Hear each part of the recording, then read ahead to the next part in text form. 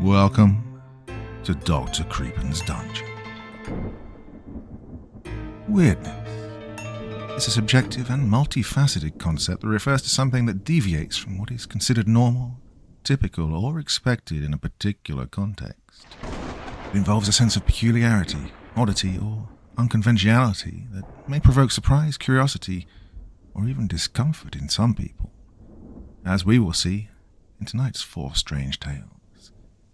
Now, as ever before we begin, a word of caution. Tonight's stories may contain strong language, as well as descriptions of violence and horrific imagery.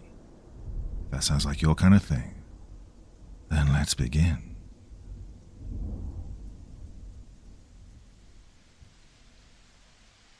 Fresh Meat by Corpse Child. You know, I used to laugh at the idea of being a vegetarian. The idea of purposefully not eating meat used to sound so dumb to me. I mean, yeah, healthy lifestyle and all. And yes, I am aware that some people actually can't eat meat because of an inability to digest it.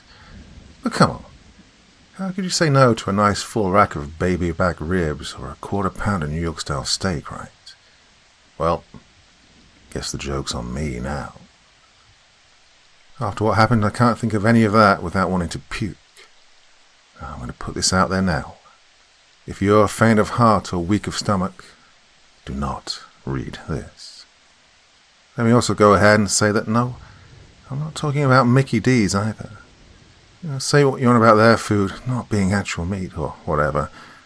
But I can guarantee you, whatever it is made of, it's far less horrific than what I saw at a place I used to work at.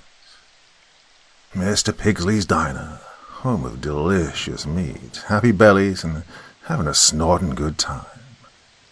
Those words, the big, bold, red words plastered next to that smiling, fat-ass pig with a 50s-style football jacket and haircut, will always haunt my nightmares. The place itself was one of those that was made to resemble an old-timey diner from the 50s and 60s. Black and white tiled floor, vintage photos from car shows, old stuntmen or shots of Elvis Presley, as well as different antiques on display. The place even had an actual jukebox, coin-operated with actual CDs instead of the touch-screen ones you see nowadays. In the middle of the dining area was where the bar was. During the day, till about 6 or so, it was a nice cream bar, with the barley sodas being brought out later on in the evenings. Remember how you could bring your kid up to the bar on a Friday afternoon for a little oinkers hour, where the ice cream was handmade right in front of them, and they got whatever flavor and toppings they wanted, and however much of it they wanted for free. Aside from this, they also had the Piglet Wall of Fame, where the Rugrats would have pictures taken of them in little pig masks with the mascot, Mr. Pigsley, standing beside them as they scoffed down a 3-ounce plate of pulled pork. Well, of course, the kids loved it. And the parents loved it too for how dirt cheap the food was. Now we're talking $15 tops for a large-sized barbecue plate with 2 large sides with a drink.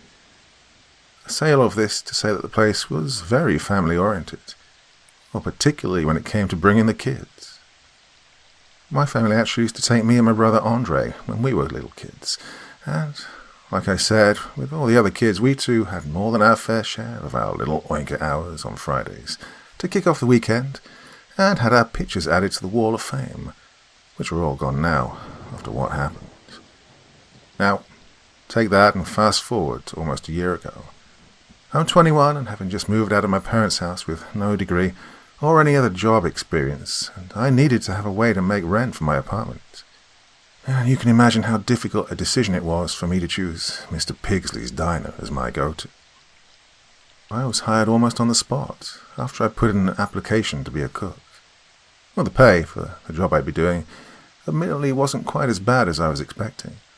$11 an hour, 40 hours a week. Of course, being that it was strictly second shift, this meant long, exhausting nights slaving in the kitchen, and then closing the kitchen. It was rough, but I had to do it. And after about a month or two, I'd just about gotten used to it. Actually, it wasn't long after that I was getting my first raise, to $11.75. I'd also managed to get to a point, usually because the other kitchen staff were out back taking a smoke, that I was actually able to handle work in most areas of the kitchen alone. In other words, I'd gotten pretty good at my job pretty quickly. One of my duties, unfortunately, was washing any remaining dishes at night when we closed.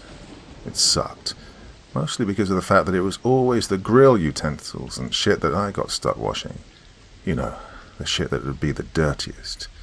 And we had to wait until we were closed for the night to wash them.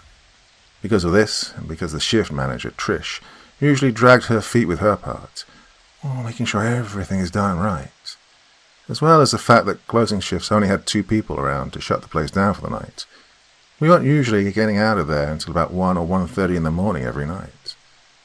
Well, it's because of this that things would take a weird turn. Funny enough, I almost didn't even notice it. It was a Friday night, which of course meant we'd been slammed all day with business, and I was beyond tired and ready to be done with the place for the night. I was in the sink room, located a little ways behind the kitchen and grill area, next to the freezer and dry stock, washing the dishes, as best I could anyway, while Trish finished up with the money. Since my phone was dead, I couldn't listen to music or podcasts while I washed the dishes like I usually did. And that's when I heard it. It was very faint, and again, I almost didn't hear it. It almost sounded like a faint groaning noise. But being exhausted and figuring that it was just the electrical hum of the freezer, I shook it off and continued. It was when I was just about finished with the dishes, though, that I heard it again. Louder this time. Listening a little harder, I noticed that it was indeed coming from the freezer. I pressed my ear to the door, and I could hear it much louder now. Concentrating, I thought I could hear the sounds of muffled sobbing from inside. I tried pulling the handle to open the freezer door, only to find it locked. Weird, I thought. Why is the freezer locked?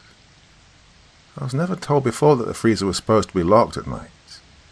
Maybe it's to keep the meat fresh, keep everything cold. This didn't make much sense to me, but I ended up having to just go with it when I heard Trish calling for me, telling me she was ready to go home. I pretty much immediately forgot all about it until the next night, closing the kitchen when I heard it again. Like last time, the freezer door was locked, and inside I could hear a very faint sound like someone groaning. It was louder this time, a lot louder. I also noticed this time that it seemed like it would randomly let out sharp bursts of crying or wailing. At one point I thought I could hear a shrill sort of screaming noise as well. God, what the... Started knocking on the freezer door. Hey, hello, hey, is someone in there? Nothing. The only response was the continued groaning noises from the other side. I tried knocking again. Hey, what's going on? I spun around to see Trish standing behind me, looking confused. What the hell are you doing? Have you finished yet? Yeah. I looked at the freezer.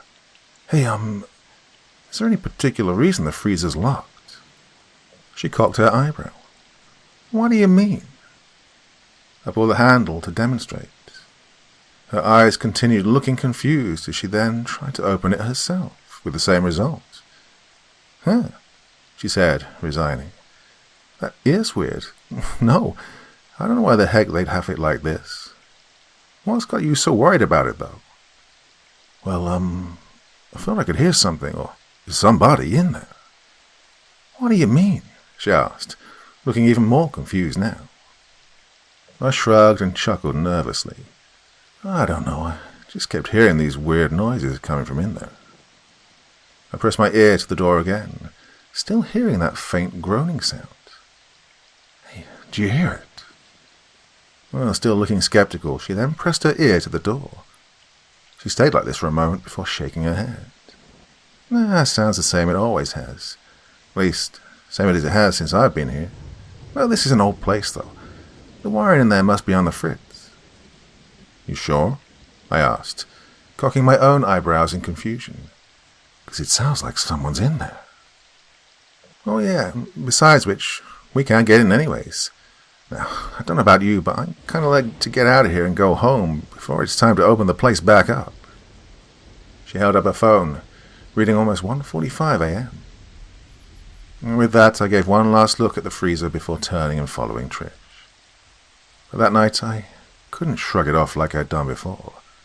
No matter how hard I tried, I couldn't stop imagining something or someone in the freezer. Moreover, I couldn't stop wondering about what that sound was. Now, obviously, I wasn't buying the whole just the old 40 wiring crap. What the hell were they doing in there? Well, as it happened, the next day was when the owner, Mr. Pigsley, would be in for one of his little routine visits. He'd usually come round once or twice a month, unannounced, and just sort of check in, make sure everyone's doing everything that needs to get done. Basically a sort of general inspection, One thing I noticed too was that one of the first things he always did was to check out the freezer. Naturally, I figured if anything was going on in there, he'd know, right? As well as this, we were actually slow, for the first time that week, by the way, which made it relatively easy for me to ask him about it first thing when he came in. "What do you mean?" he asked me, cocking his eyebrow like Trish did. "Well, the past 2 nights, sir, I've been hearing these weird noises coming from the freezer. Whenever I try to go check it out, though, it's always locked. Is it supposed to be?" He frowned. "What sort of noises?" "I don't really know, sir," I replied, admittedly feeling a bit awkward. "It sounds like someone's in there." And he stared, frowning at me for a moment before opening the freezer and walking inside. I followed him. Inside, of course, I heard the droning of the refrigeration systems, in other words, the normal sounds it should have been making in there, and there were boxes labelled "fresh meat" stacked against the walls. Everything was there just the way it was supposed to be. No weird sounds, nobody else in the freezer, aside from me and Mr. Pigsley. "Well," he said, turning back to me, "I don't hear nothing." "Well, He looked back inside for a moment before saying, "Okay, nothing except for the fridge wires on their last legs. I reckon I'll have to get that looked at, won't I?" He chuckled when he said this, before then saying, "Hey, thanks for letting me know." I stood for a moment, confused, before stammering, "Yes, sir, sure thing." I then felt the hand of Andy, one of the other grill hands, tap me on the shoulder, telling me I was needed back in the kitchen. Mr. Pigsley waved his hand dismissively before turning and going back into the freezer. Fridge wires on their last legs? I couldn't take my mind off of how wrong that sounded to me. For one thing, the fridge actually sounded normal. Plus, after taking a peek at the thermostat outside, I saw that, well, at least according to the reading at the time, it was working just fine. Secondly, this didn't make sense to me because, if they really were on their last legs, shouldn't he have known that and done something long before now? On top of all that, though, was the fact that the big question wasn't even answered. Why the hell was the freezer door locked? Not only this, how was it locked? There were no bolts or anything on the handle, inside or out. As much as I wanted to shove all of this at Mr. Pigsley until I got an answer, I wouldn't get the opportunity again before he left. That night I wasn't the one to close the kitchen, having agreed to switch shifts with Andy so he could get a few more hours in. For some reason he was only scheduled 2 days that week for 5 hours each. So this meant I was getting off that night at around 10 p.m. Because I was still skeptical, or should I say suspicious, about the whole freezer thing, I asked him, as part of the agreement, if he'd keep an eye on the freezer and tell me if he noticed anything off about it. He agreed, though I could tell he thought I was nuts. And so 10 o'clock rolled around, and I was punching the clock, but not before checking the freezer one last time. It was unlocked, and full of nothing but frozen food. I was heading out back to my car when I heard a rustling sound coming from the dumpster. Looking over, I could see the lid pushing up, like something was trying to get out. I was about to brush it off as probably just raccoons or maybe a couple of stray cats, when I heard what sounded like snorting. What the and I was cut off when I then heard a high-pitched squealing noise that almost seemed to echo in the empty parking lot. This caused my heart to skip about 3 or 4 beats, and I had to close my eyes and cover my ears tight. This was followed by several loud banging noises coming from inside the dumpster. I watched this continue, jaw slacked, frozen in shock, until the lid of the dumpster suddenly flew open. For a brief moment, I saw what looked like 2 pig ears slowly emerge from the dumpster, followed by 2 dark, empty, marble-looking eyes glinting into the streetlights. That was when I took off like a bat out of hell and bolted back around to the front of the diner and ran inside. "Hey, guys," I shouted, crashing through the front doors. They immediately looked at me, wide-eyed and startled. I struggled to speak, being out of breath. There's something out there." "Where?" Andy asked. I pointed to the back and said, breathless, "At the dumpster." His face immediately fell into one that said, "Oh, you're shitting me here, right?"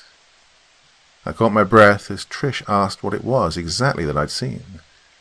I began, remembering those 2 black beady eyes glaring at me. "I think it was a pig." "A pig?" Trish asked, her voice completely bewildered now. Andy stared at me for a second before scoffing. "Dude," he said, sounding like he was 2 seconds from busting his gut, laughing in my face. "Whatever shit you're on." "I'm serious," I shouted, cutting him off. He just kept looking at me like I was crazy while Trish looked lost. I saw 2 pig eyes staring at me from the dumpster. I heard it squealing too. "Where the hell could it have come from?" Trish asked. "I mean, there's no farm around here." Andy snickered and remarked, "Oh, maybe the last truck had one that wasn't quite ready yet." Oh, Trish snickered at this too. I was the only one, though, who wasn't finding this funny. "Oh, damn it, Andy. I'm not screwing around here. I saw a giant pig staring at me in the dumpster."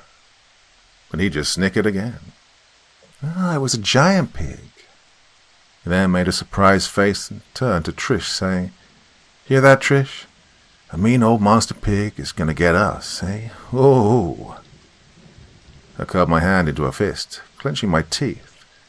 I was getting really agitated really quickly. Before I could do or say anything, though, I heard something coming from the back behind the kitchen, near the freezer. "What?" Trish asked, noticing my attention towards the back of the diner. I shushed her before starting towards the freezer. "Listen," I whispered. It sounded like something big was dragging its feet across the floor. "You hear that?" I watched Trish and Andy cup their ears. Listening closer, I could also hear the sound of someone's muffled bawling in the distance, sounding like their mouth was covered or taped over. I watched as Trish seemed to take notice. "What the hell is that?" she asked, turning now to look towards the back like I was. Andy just looked at the both of us, confused. "Now you two, Trish. What are you guys going on?" He stopped when he heard the sound of the freezer door opening. Now his eyes were wide. "What the fuck? Who's back there?" We heard the freezer door shut, still hearing the muffled screaming from behind. Andy started towards the back when I shot out my hand, stopping him. "Wait. What if it's some maniac with a gun or something?" And he just pushed past me towards the back. I followed after him, with Trish joining behind me. The sounds from the freezer were louder now, shrill, like someone was being tortured. I could hear what sounded like a young girl, high school age, screaming, "No, please don't, let me go." These were followed by sharp cries of pain that caused the 3 of us to have to cover our ears. And as we were doing this, the sounds, both of screaming and the weird squealing, were getting louder and louder. I began imagining the thing on the other side to be some sort of mutant behemoth pig monster, like Andy had said, with huge muscular arms and gigantic tusks that impaled me like a kebab. Finally, Andy ran and got the emergency fire extinguisher and used it to batter the door until we heard something fall to the ground, crashing on the other side before shoving the door open. In front of the door was a bunch of the fresh meat boxes that had apparently been propped against the door to keep it shut. Now knocked over onto the floor of the freezer, I saw a few of them had broken open, scattering red, meaty, bloody chunks all across the floor of the freezer. Just for a brief second, I looked closely at a pile of the stuff, and that was all it took to make me start to retch. There, spilling out of the box, was what looked to be a large intestine, coiling out from the severed legs of what looked to be a small child, possibly even an infant. Almost on cue, the smell of a dead body flooded my nose instantly, further causing my stomach to turn over on itself. I wasn't the only one struggling to keep from spilling their stomach either, after seeing this. Andy had to cover his mouth and turn away. To her credit, funnily enough, given how she always claimed to hate scary movies in the past when I talked about them, Trish was the only one who wasn't affected by this, at least not as much as me and Andy. She took the lead and went inside. It took another second of pulling ourselves together before me and Andy could follow her, though. Inside, we could all hear the sounds of screaming and pigs squealing from the far end of the freezer. Slowly, the three of us made our way towards the back, towards this sound. Despite what I said earlier about Trish being the most strong-stomached out of the three of us, what she saw next made her vomit right there in the freezer where she stood. There, in the middle of the floor, was a young girl. Couldn't have been a day over 17. Pinned to the floor, naked, and on top of her was a giant, hairy, overweight gorilla of a man, wearing what looked like one of those pigs' masks you'd see from Party City on Halloween. The pigman stopped, as he must have heard Trish, and reared up from the girl before turning to look at us. For a second, we all just stood there, me and Trish both speechless with horror, while Andy was the first to speak. "Who are you? What the fuck are you doing?" Whatever, just stood snorting angrily, like he was rearing up to charge at Andy. Trish ran over to try and help the girl, when she was snatched by the throat and hurled into a stack of meat boxes behind her. I ran to help her up, while Andy charged towards the pigman. Just like Trish, Andy was caught by the throat before being forced to the ground. After helping Trish up, she ran over to help the girl, while I tried to help Andy. Pigman had him on the ground, crushing his throat and pressing one knee on his chest, crushing his ribs. And without thinking, I hurled myself at him, shoving him off of Andy and into the wall to the right of us. Andy was wheezing and gasping for air as I helped him to his feet, while Trish rushed her and the girl out of the freezer. "Call the police," I shouted to her as she ran out. When I looked to where the pigman had landed, I saw that the mask had fallen off. Now, against the wall, buck-ass naked, was Mr. Pigsley. What the... Before I could even finish that thought, he looked up at me, glaring, before letting out a deafening squeal and charging at me. In less than a few seconds, he was on top of me, ravenously trying to bite at my face like a rabid dog. I tried pushing his face away, which resulted in 3 of my fingers getting bitten, hard enough to start bleeding and go numb. Andy tried wrestling him off of me by getting him in a chokehold, only to be met by a backhand that sent him into the wall again.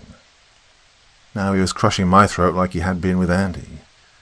My vision started blurring when, the next thing I knew, I felt Mr. Pigsley's hand release my throat, causing me to grasp for air.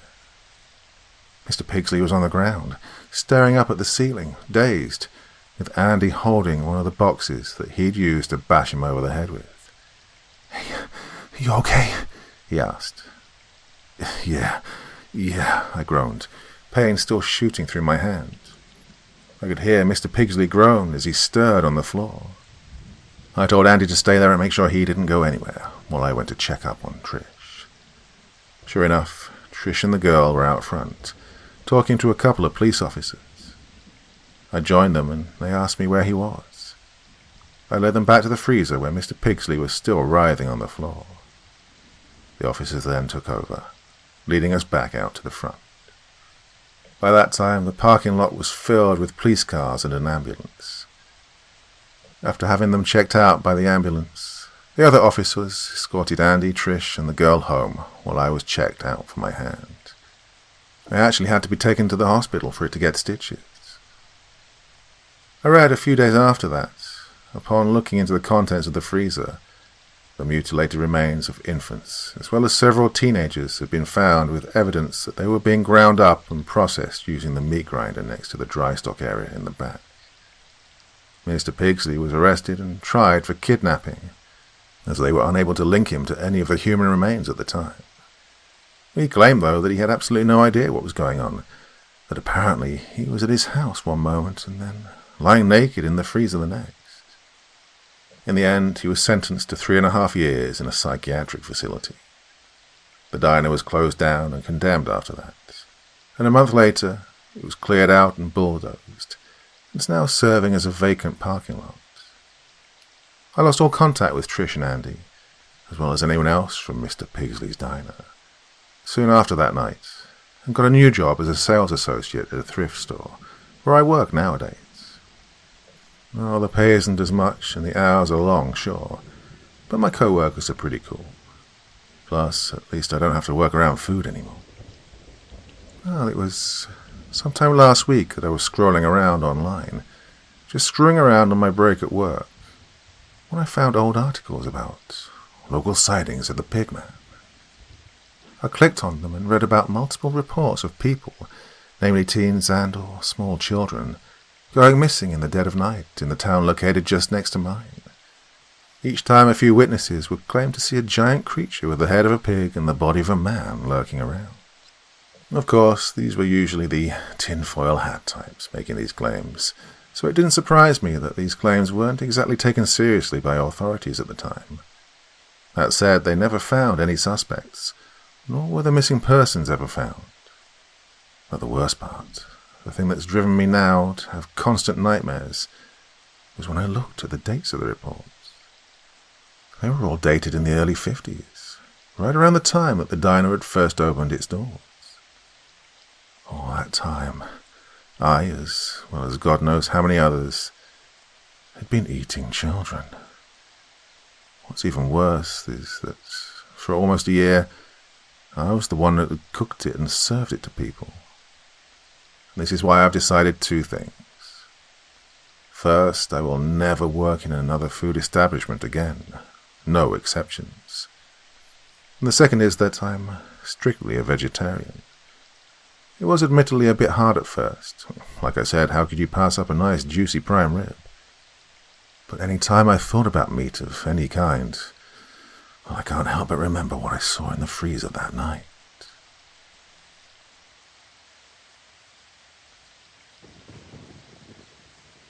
October 2019. Today was a good day. Recently all the diary entries were either gloomy, angry, or downright desperate, but not today. I saw my mom walk again. Just the sight of her shaking, grasping for balance as she covers the distance between her hospital bed to the clothes hanger, no more than a meter away. It brought tears to my eyes. It actually made me cry like the neighbour's baby in the middle of the night. It was genuinely just so amazing. 2 weeks ago, I really thought I'd lost her.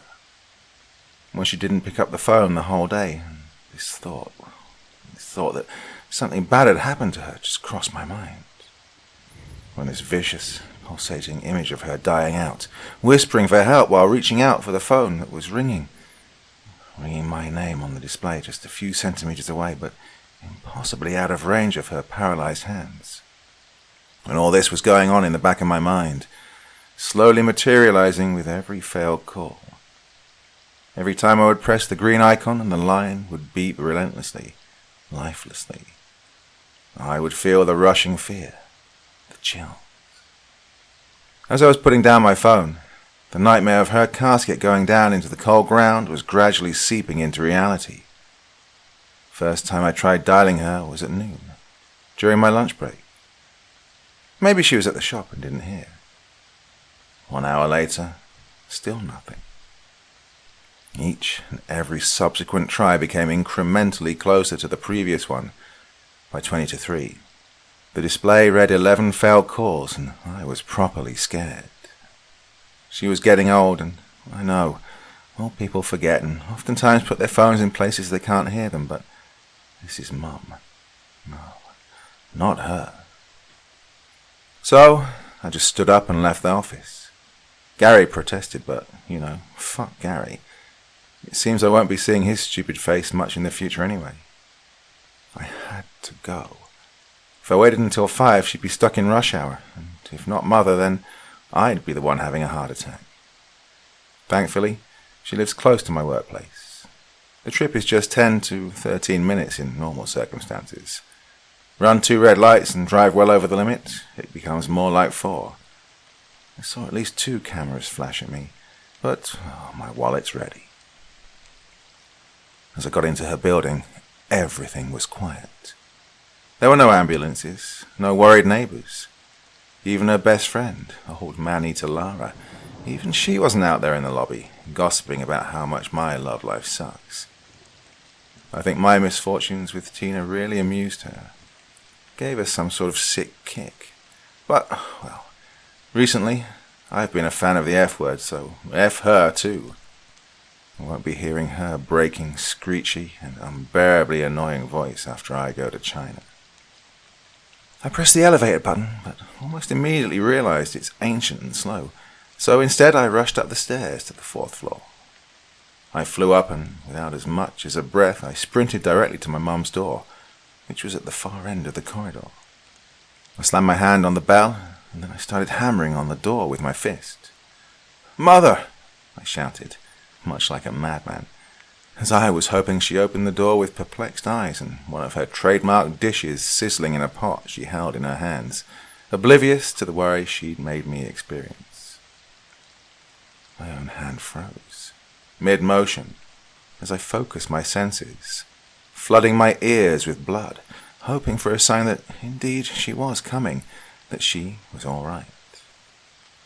In that moment, all I could hear was the most terrible sound of all. Nothingness. Complete and suffocating silence. In that instant, it seemed even the multitude of cars jammed like sardines in a can outside didn't make as much as a squeal or a clank. No, in that very moment, I felt truly alone in this world. My hands were cold, and they were trembling in a way I didn't think possible. I was panicking, out of breath and out of control. It took me what seemed like forever to thread the spare key into the lock. As the mechanism turned, the most terrible images started going through my mind. I could see my mother, dead on the floor, abundant foam escaping her purple, lifeless lips, her body colored in a way that no living human is. In my vision, she looked just like poor old Billy who died in the parking lot 2 years ago. I feared the worst. As I slammed the door open, I resumed shouting, but again, no response. Something was definitely wrong with Mother, with what I can describe as the most sickening and nauseating anticipation I've ever felt. I went from room to room, searching for the one person I genuinely love in this world. First was the living room, but there was nobody there. Next was her favorite place in the house, a sparkling new kitchen that I got her for her 60th anniversary. It did cost a pretty penny, but the smile on her face was so wide and so bright, truly priceless, giving a higher purpose to putting up with Gary, the self-righteous asshole. She wasn't there. I gave a sigh of relief in a momentary lapse of logic.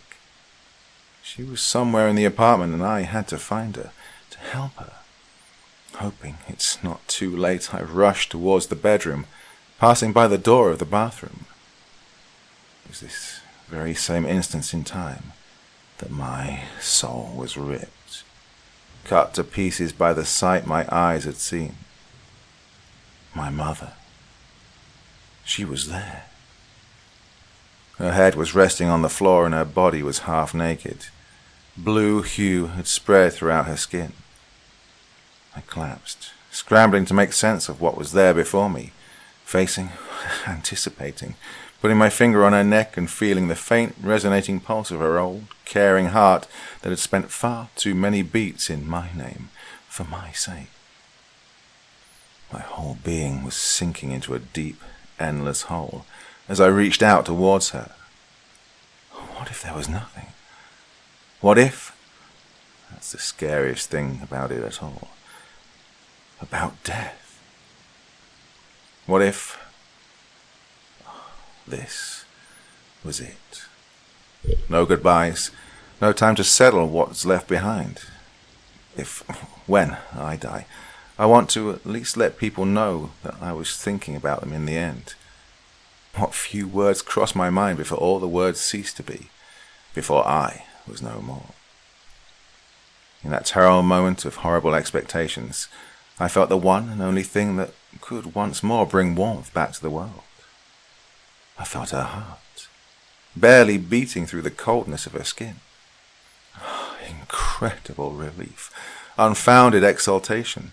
Feelings came to me that I never, ever felt before.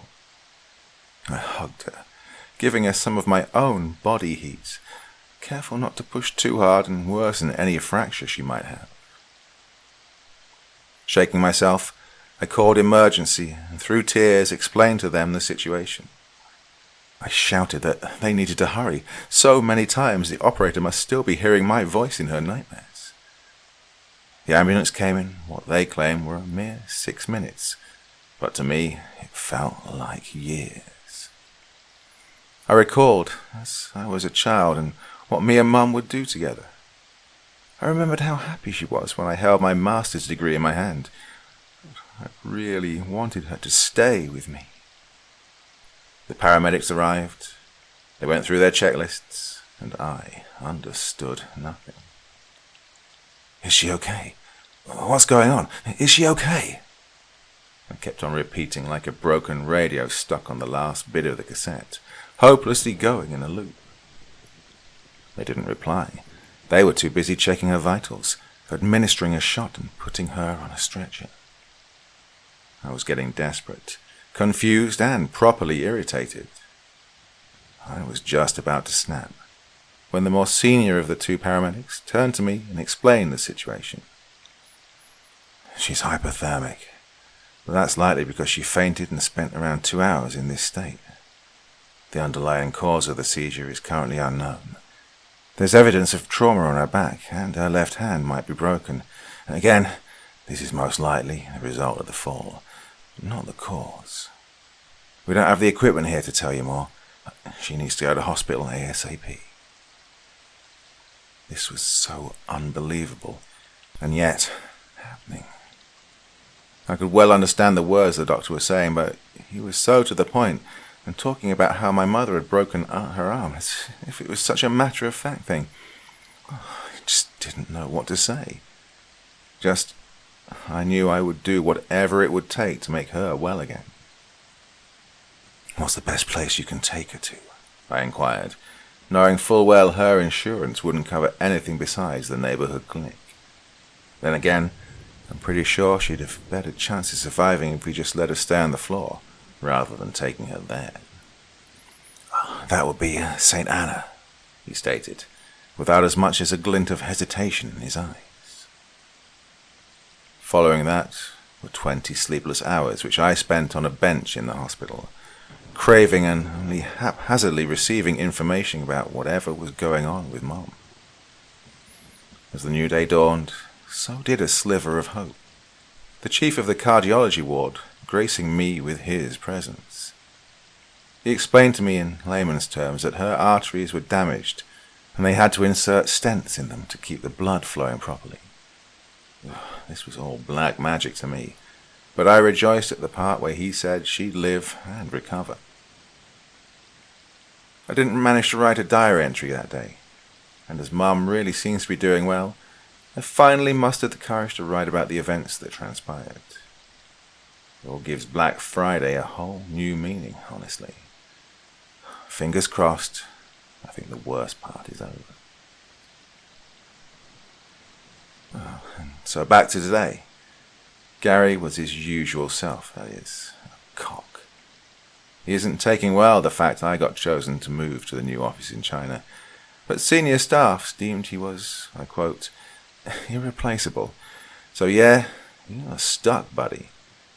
I hope you rot here and your fat wife keeps on beating you at night.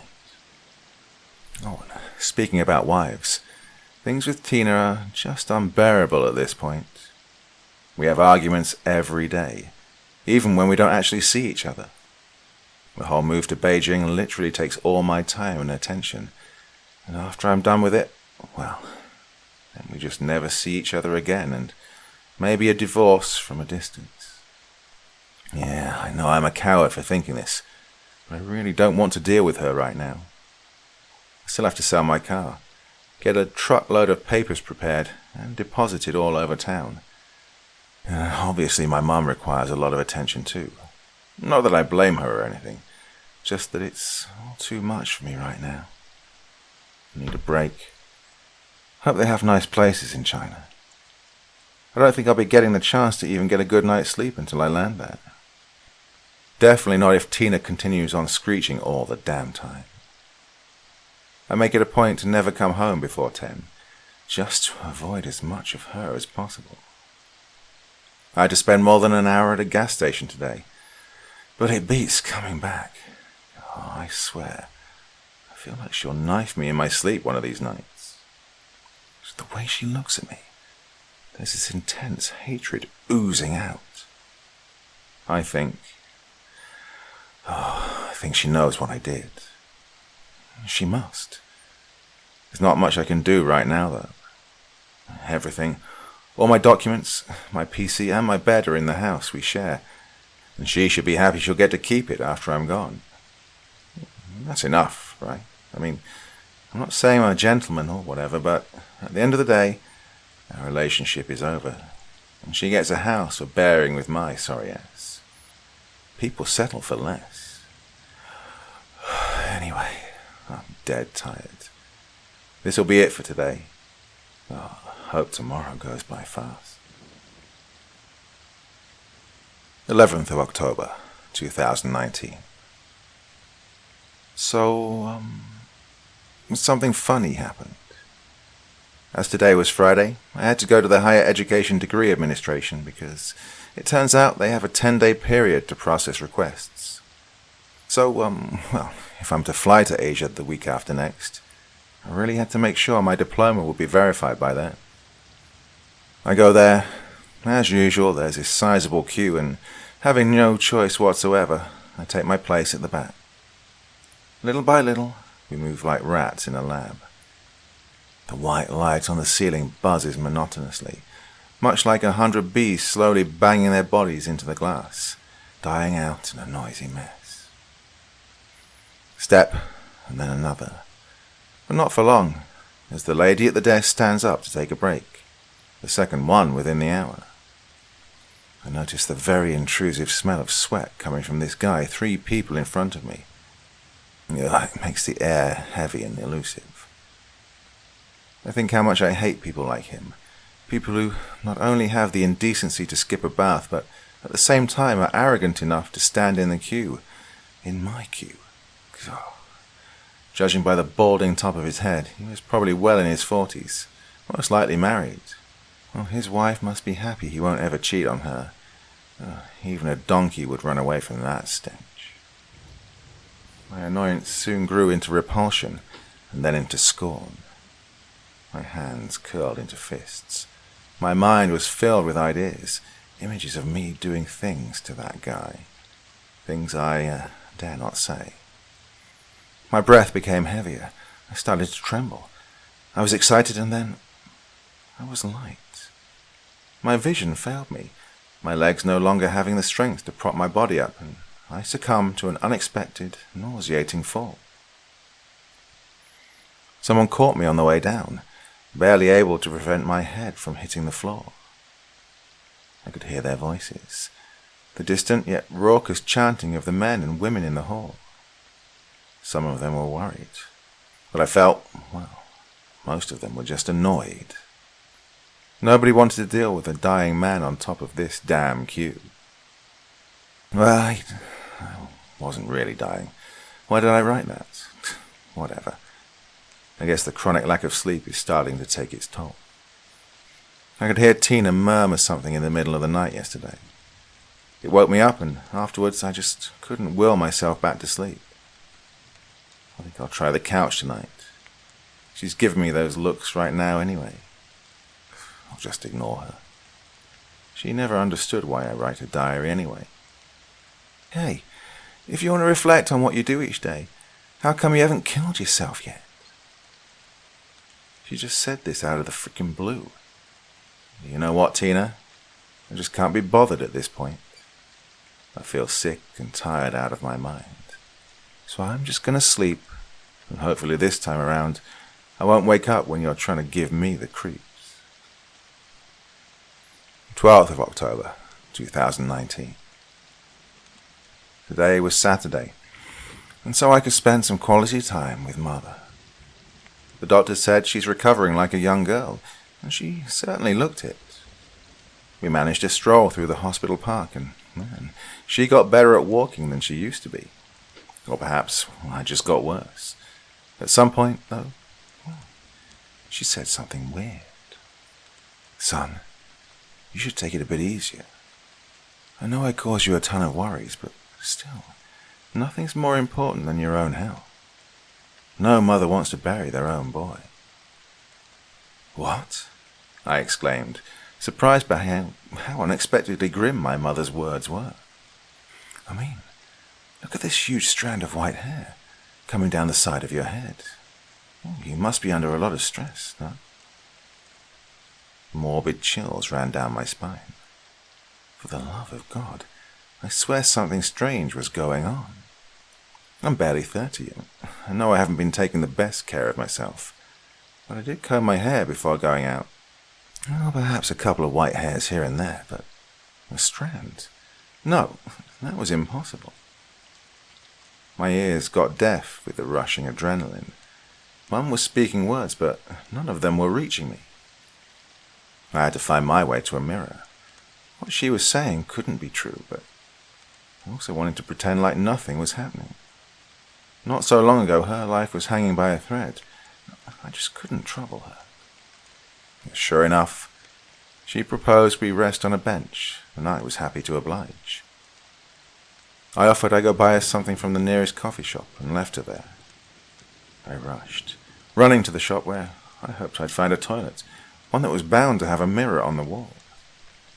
Storming in, I felt embarrassed as people turned their heads towards me, but my vexation was stronger than all else. I had to know. I went to the cashier and asked her if they had a bathroom. She looked at me with dread, her own hand trembling on its way to her open mouth. It was as if she saw something truly terrifying.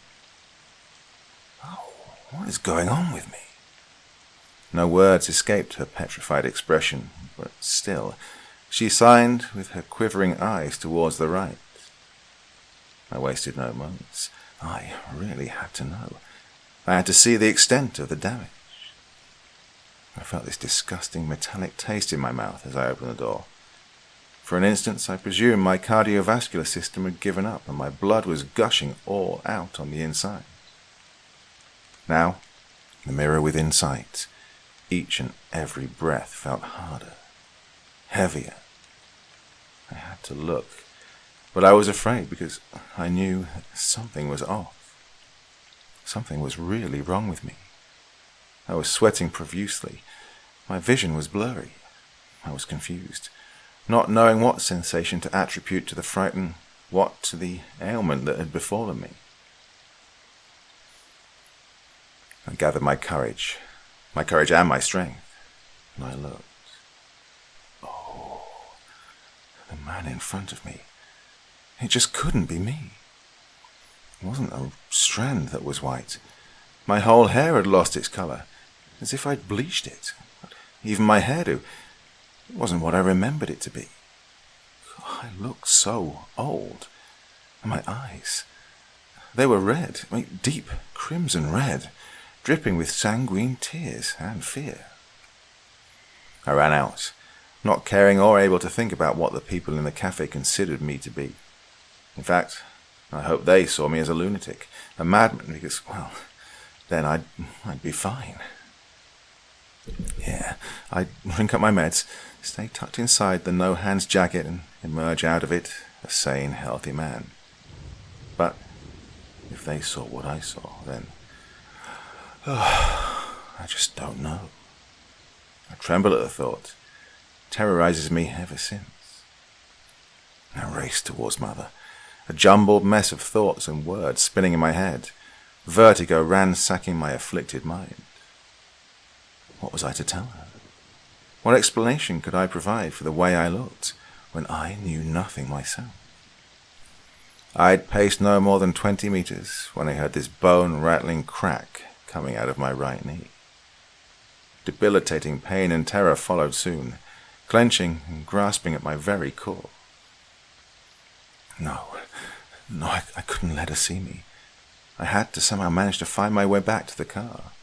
There, I'd sit and collect myself. There, I'd pick up the phone and call the hospital. They'd take care of Mum. She'd gone through too much and come out on top. I couldn't throw all that away. I was either crazy or I was dying, and I had to protect her from myself. Run! Oh, I had to run before this, what I hoped was a fit of madness, overpower my fading conscience. All I needed was to reach my tiny metal box, close myself inside and recover in the safety of its shell. Oh, I always loved my little sporty Nissan, now more than ever, and it was in my sight. Going in, I put the radio on. Three Little Birds was playing, cushioning my clattering teeth into a halt, easing my breathing. Every little thing's gonna be alright, kept my soul from shattering, faced with the unknown threat hanging over me. Oh, thank God for Marley, I sighed, regaining most of my composure. Enough so I could ring the reception and make sure Mother would be alright as well. I'm sure she worries about me, how I looked and how I suddenly disappeared. Nevertheless, what could I have done? At least this way the nurses could lull her with some stupid excuse as to why I had to go so unexpectedly, rather than just having her see my face, my hair, and, well, ascertaining that something was really wrong with her child. What followed thereafter, I actually have little memory of. I felt drunk and dazed, muscle memory and the back of my brain allying together to bring me home in one piece. So, yeah, now I'm writing this. I was too afraid to look at the mirror. I'm not sure I want to know what horrors it would reveal. And speaking of horrors, Tina is still here. She sits at a chair on the dining table, opposite of me. She's awfully quiet today, but there's just something about her. Her eyes are filled with disgust, disdain, and seeing me look like I'm dying, they shine. Oh, happiness oozing out of them like pus from gangrenous limbs. The sight of her, it's unbearable. But also there's something about her. I feel she looks better today than usual. Is it because I've seldom seen her happy? Her skin looks smoother somehow. The many freckles that adorn her skin from spring to winter are now non-existent, and her wrinkles, etched on her face like the never-ending disapproving grimaces that she has towards me, even they have much receded. Is this all makeup? But then, she is acting weird. There's something that amuses her about me, and about my condition. What's she doing to me? Can my situation be in some way caused by her? But how? That's just impossible. It's crazy. Still, I rejoice at that thought. I much prefer I lose my mind than my life. I hope I'm better tomorrow. 13th of October, 2019. Oh, the 13th of October. Truly a cursed day for me. The phone rang earlier on, waking me up even though it was already early afternoon. I struggled to collect myself and pick it up, as everything was spinning before my eyes. The meter that separated me from my mobile device was much like a crevice in between two mountains, an abyss with no end. I only managed to accept the third call, and that was with great pain. My hands were shaking, my finger joints cracking under the otherwise banal weight of the light plastic phone. As I answered, it was someone who was calling for the car. My head was spinning, my brain blown to butter by the unbearable migraine that paralyzed my thoughts. The person on the other side of the line, he was talking, but all he said was muffled, muted by the agonizing pain rushing to my ears. We agreed, I think, that he comes to take a look at it later on today. Now. He's here now. He stands there, ringing at my doorbell. Tina stays behind me, expecting me to stand up and walk to him, go out and complete what is perhaps the most important task on my way to leaving this God-forsaken place and flying all the way to China. She grins. She knows. I know. I know I won't be able to. My legs are far too weak. My head feels as if it's about to burst and split, much like lightning decimates a tree from the inside out. She smiles. She knows. She's anticipating this. I have to go. Maybe if I get away from here, maybe I'll be saved. He's going to go away soon. Are you sure you want to stay down and let him? She whispers in my ear. Her voice so gentle, yet the words she says so sad and cruel. Is she killing me somehow? I look at her and I notice. Her hair. It's so beautiful. It radiates impeccably bright rays of light, raining down my failing eyes, hurting me but also arousing me. I feel so attracted to her. I must have her. I don't know what's happening with me. I must go. I clench my teeth as I attempt to stand up. Tina does not help me, but then again, she doesn't hinder me either. That metallic taste returns. I feel something warm spreading throughout my mouth. Confused, not yet understanding what's going on, I touch my lips and they're wet. Wet with my own blood. This is true terror, but I must continue writing this diary, for there is something that compels me. I tremble, teeth rubbing against each other. Soon enough, one of them gets loose and falls, tumbling, touching the others and breaking them to dust. What has become of me?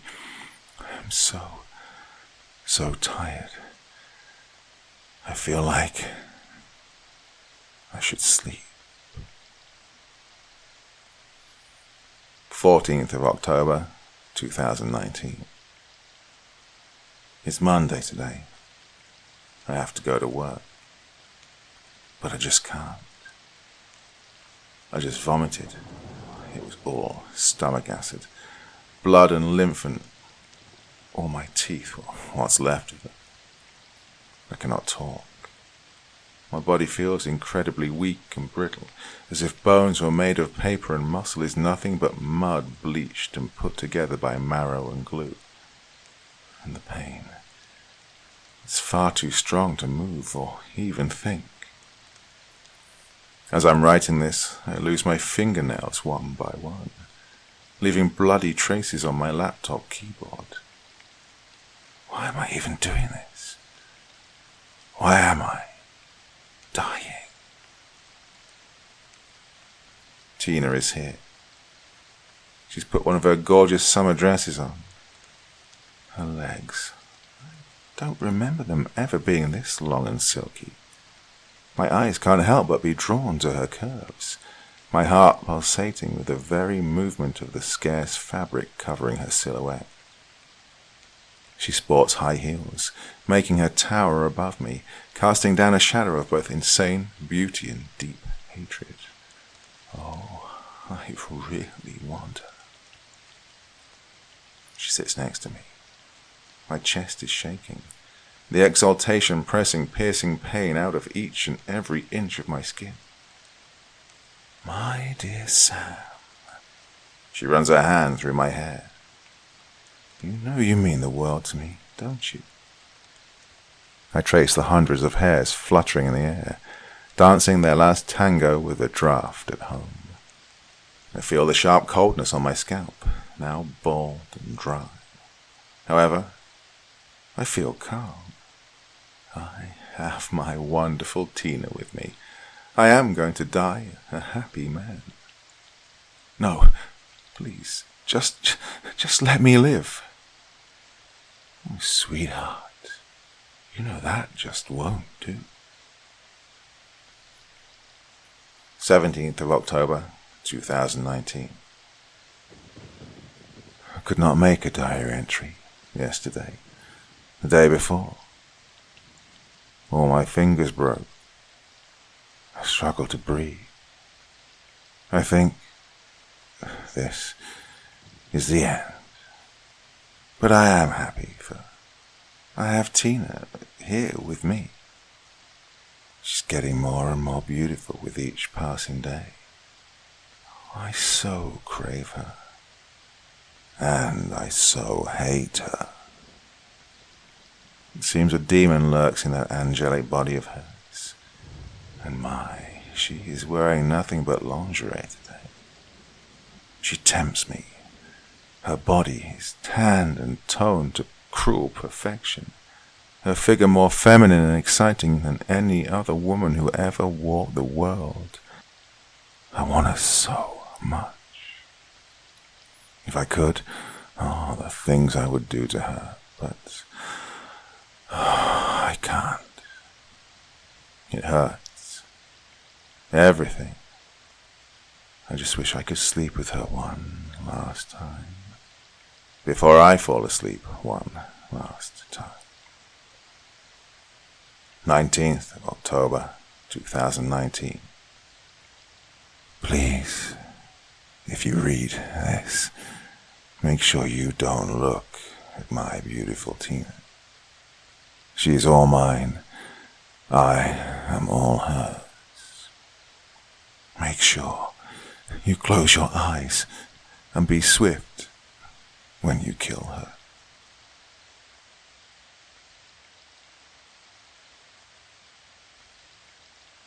It turns out that the plague is still out there. It turns out we're not the only ones interested in the disease. I think I should say the disease is in the plural. Apparently, there are 3 kinds of plague in existence. There's the infamous bubonic plague, which infects the lymphatic system, causing a swelling of lymph nodes which leads to the appearance of the buboes. Then there are the less visible, but far deadlier kinds, pneumonic and septicemic, infection of the lungs and blood, respectively. Honestly, I had no idea there were 3 types of plague. I've only found that out after getting sick with 2 of the 3 variants. Well, at least that's what I think. I was completely fucked up at one point, to the point of hallucinating a bird-headed alien thing. Oh, 2 of my roommates died from whatever we had. Young, healthy men don't tend to die from the flu. Everything's been upside down recently. I don't know what's wrong and what's right. Some days I genuinely think I'm stuck in a dream, but then I snap back into reality. Zane and Adam's rooms are empty. They're not coming back. Chris and I didn't make it to the funerals. We told them we weren't sure if we were clear yet. Well, that was a lie. We just couldn't handle the truth. I'm not sure I still can. everything is just so different now. It all started with the decomposing corpse of a cat Adam found at our doorstep in... It all started with the decomposing corpse of a cat Adam found at our doorstep in February. He kind of mentioned it as a side remark during that afternoon, saying he found it when he went out to work, and that he tossed it as far away as he could have from the apartment. 3 days later, he came down with a stomach bug, or so we thought. It started with stomach aches, nausea, diarrhea and vomiting. Soon enough, he was bedridden, paralyzed with fever. We just thought he was having the flu. It was the season, and there was a massive storm raging at the time. Well, it was so bad we'd even lose electricity from time to time. By the end of that same week, we were all feeling the same supposed flu. My head was constantly pounding, and my body felt weak and almost numb. My digestive system went second. I started vomiting like crazy on the second day of my illness. It was so bad I couldn't put anything in my mouth. The mere idea of swallowing made me throw up. Chris and Zane were complaining of chest pain and having difficulty breathing. I wasn't really surprised. They were coughing so badly, one would think they were about to have a lung collapse on them. On my third day of the illness, all 4 of us were bedridden, completely incapacitated. We just stayed in the living room together, and I guess we all got unbearably weak overnight together, probably watching some movie or something. It wasn't about taking care of each other. Of course, we did care for Adam when he was in this alone, although we didn't really devote all of our time to him, and everything just happened so fast, and all 4 of us were basically living corpses within the blink of an eye. We didn't see the doctor because we all thought we'd be fine, and when we knew we wouldn't be just fine, it was already too late. And then the electricity went out.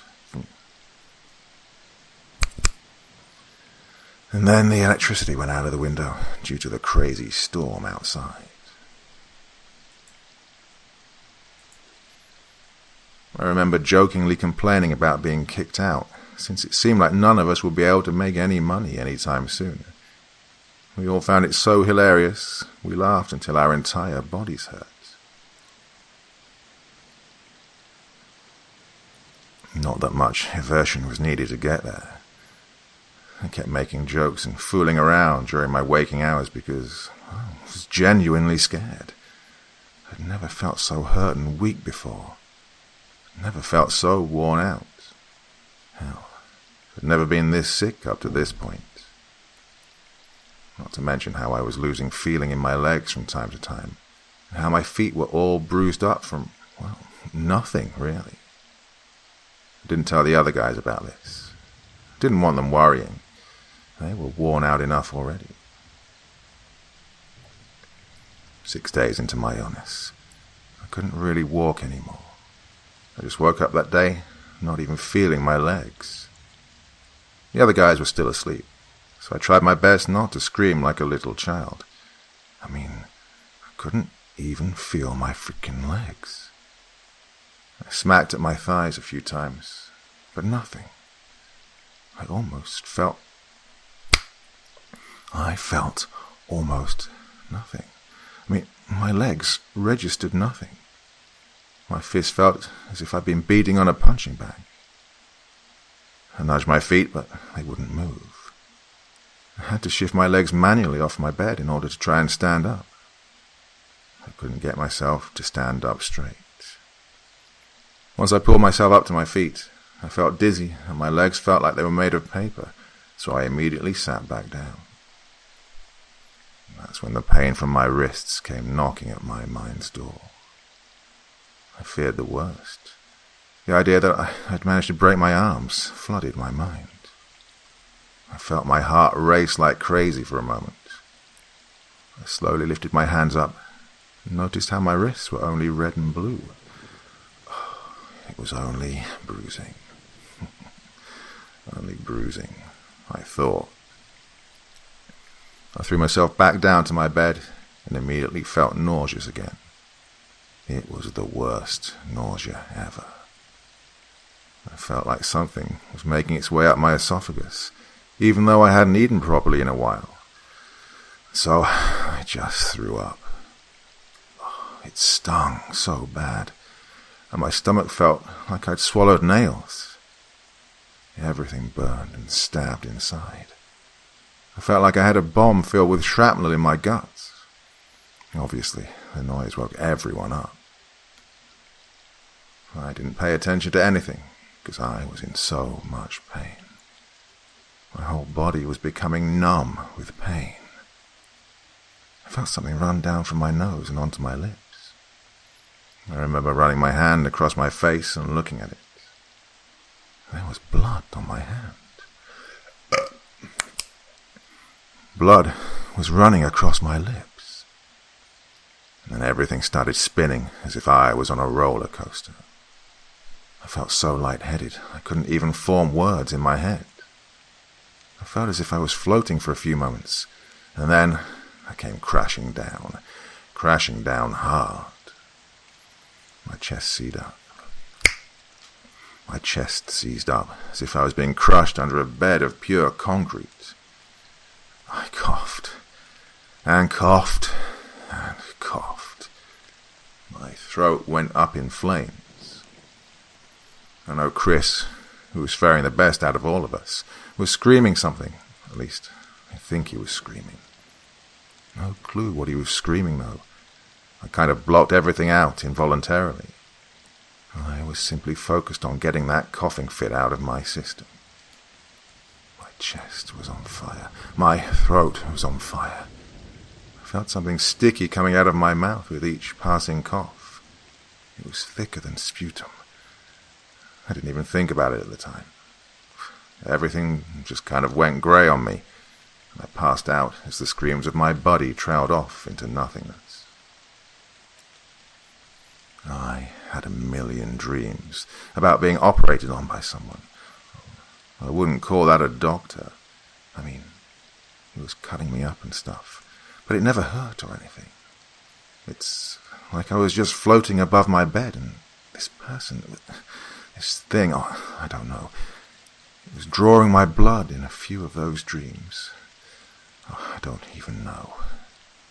It felt so weird, as if I was out of my own body. I wouldn't call it an out-of-body experience because, well, I'm clearly alive, and I know that I was just dreaming. Well, at least I think I was dreaming. I woke up covered in a white sheet. I removed it from my face, and the sunlight that came into contact with my skin sent me into a spiral of pain and vertigo. I closed my eyes shut and turned my head away.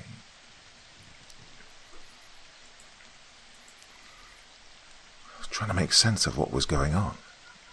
To my knowledge, there was a storm raging outside a few hours ago, and when I woke up, it was sunny. I felt lighter than before, too, and could clearly sense my legs. I was feeling as if a truck had run over me, but still, I felt like I could actually somewhat operate my body. The sunlight was becoming less and less painful on my form, and I forced myself to look around. Everything seemed the same for the first moment or so.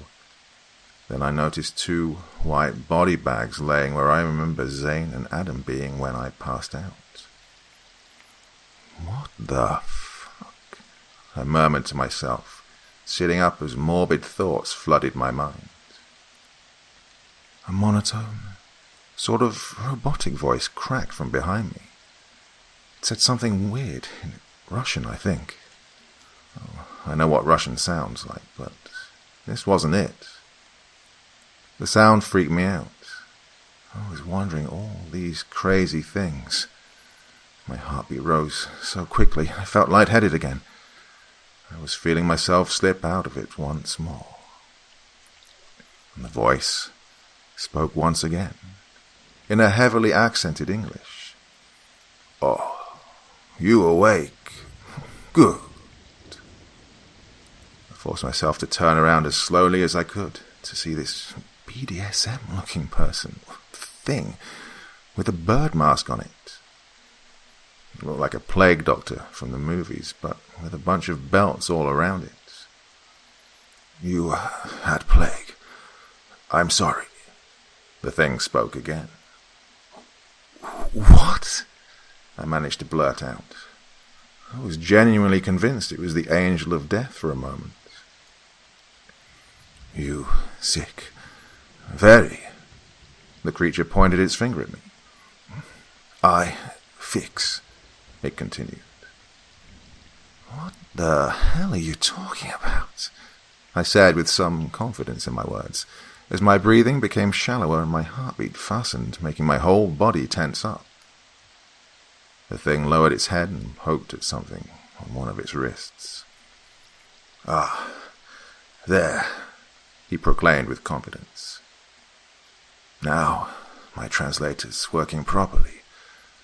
I am here to help you recover from a particularly violent strain of the Yersinia pestis, otherwise known as the plague." "I have the plague?" I asked, the creature dumbfounded. "Yes, you had it. Both your blood and lungs were infected, but I've since cleared it out of you," the creature proclaimed once more, pointing. This time it pointed at a pulsating fabric-laced thing that was laying on the floor and connected to my arm by a thin tube.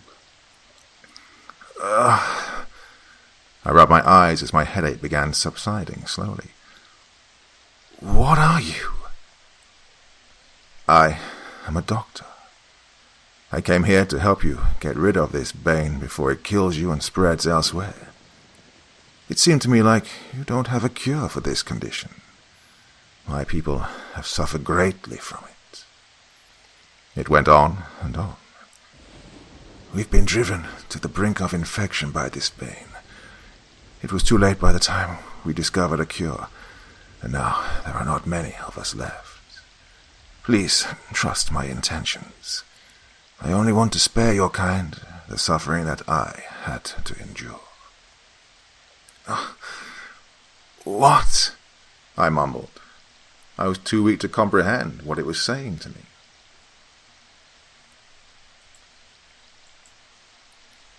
The creature chuckled and ordered me to rest. So I did. I was too confused and tired to argue.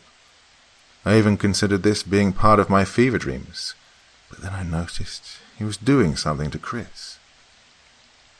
"Hey, what are you doing to him?" I inquired weakly.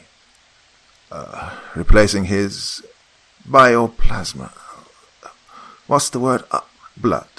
Yes, blood. I am replacing his blood. That's the only way," the creature reassured me. "Will he be all right?" "Yes, most certainly." "What about the other two? Did you cure them?" The creature paused for a moment. "What is it?" I insisted. "Unfortunately, I didn't make it in time. Once I arrived, they were no longer among the living." I could detect the sorrow in his voice, but it didn't help in the least. I broke down screaming at the creature, needlessly blaming it for the 2 deaths of my best friends. I forced myself out of the bed and clumsily made my way towards the creature, who was standing with his back turned to me. I grabbed this thing, which was taller by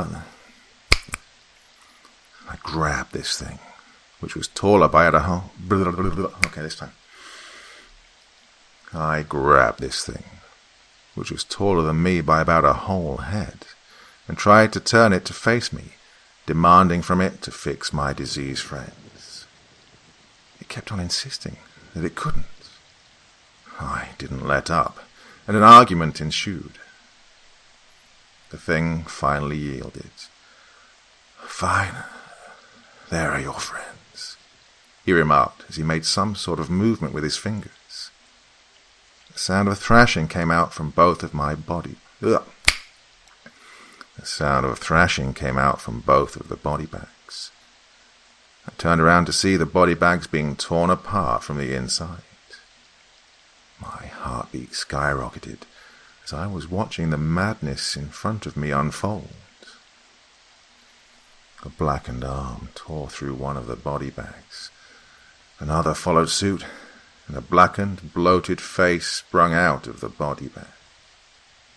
It was contorted into an agonized scream, and the stench. God, that stench.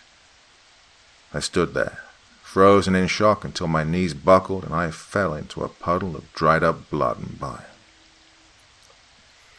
The second body sprang forth from its body bag and emitted terrible, gurgling sounds. I felt myself get sick again. I wanted to throw up so badly, but there was nothing to throw up. Stop, I begged. I couldn't handle the smell, and I sure as hell couldn't handle the sight. I can't. I feel like I'm going to violent. Oh, I feel like I'm going to hyperventilate just thinking about this again. Holy shit. You wanted this, the creature beaconed. I thought, I mumbled. It retorted. I told you. I wished I could fix them, but I cannot. Please, make it stop, please. I burst out into tears. The abominations that were once my friends collapsed back into their body bags, and I crumpled into a ball on the floor and began wailing. The creature didn't utter a sound. It just kept on doing whatever it was doing to Chris until it was finished. That came fairly soon after I'd broken down on the floor. I kept on mourning the loss of my mates, even after I'd run out of tears to cry. I just rolled around in the organic waste on the floor, talking to myself about how I couldn't believe what was becoming of my life. At some point, this creature, this plague doctor, simply gathered up all of his stuff and left. But before he left, he told me that Chris and I were going to be all right.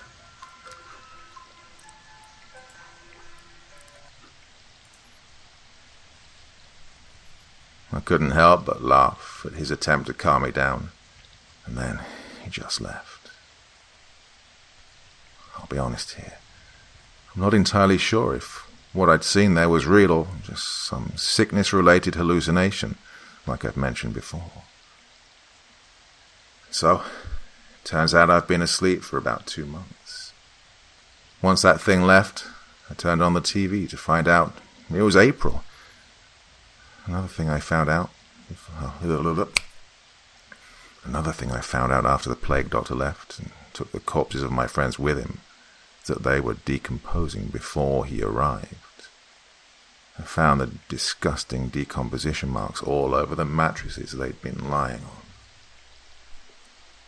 Once Chris and I got enough strength up to leave our resting spots the following day, after my encounter with the plague doctor, we headed out to the local police station and tried to explain everything. It turned out that we indeed did have traces of the plague bacteria that our bodies were fighting off, as if we'd been administered some powerful cure. No one has really been able to explain my comatose state. No one has really been able to explain my comatose state, and the way I shook it off when I woke up. Oh, yeah. I did mention a funeral.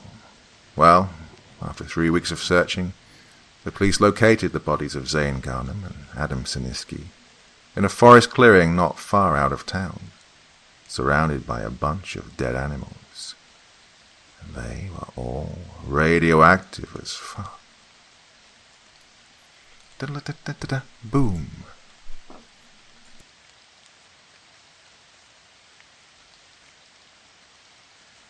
I never wanted children, not even a little. I never batted an eyelash at the thought, even when I was in my 20s and saw all my closest friends were popping them out one after another. I don't recall a Sunday the year I was 27 when I wasn't attending a friend's baby shower. Even when Edward and I married, neither of us cared much for the idea. We enjoyed our lives together, and he was in the military, so he was away a lot.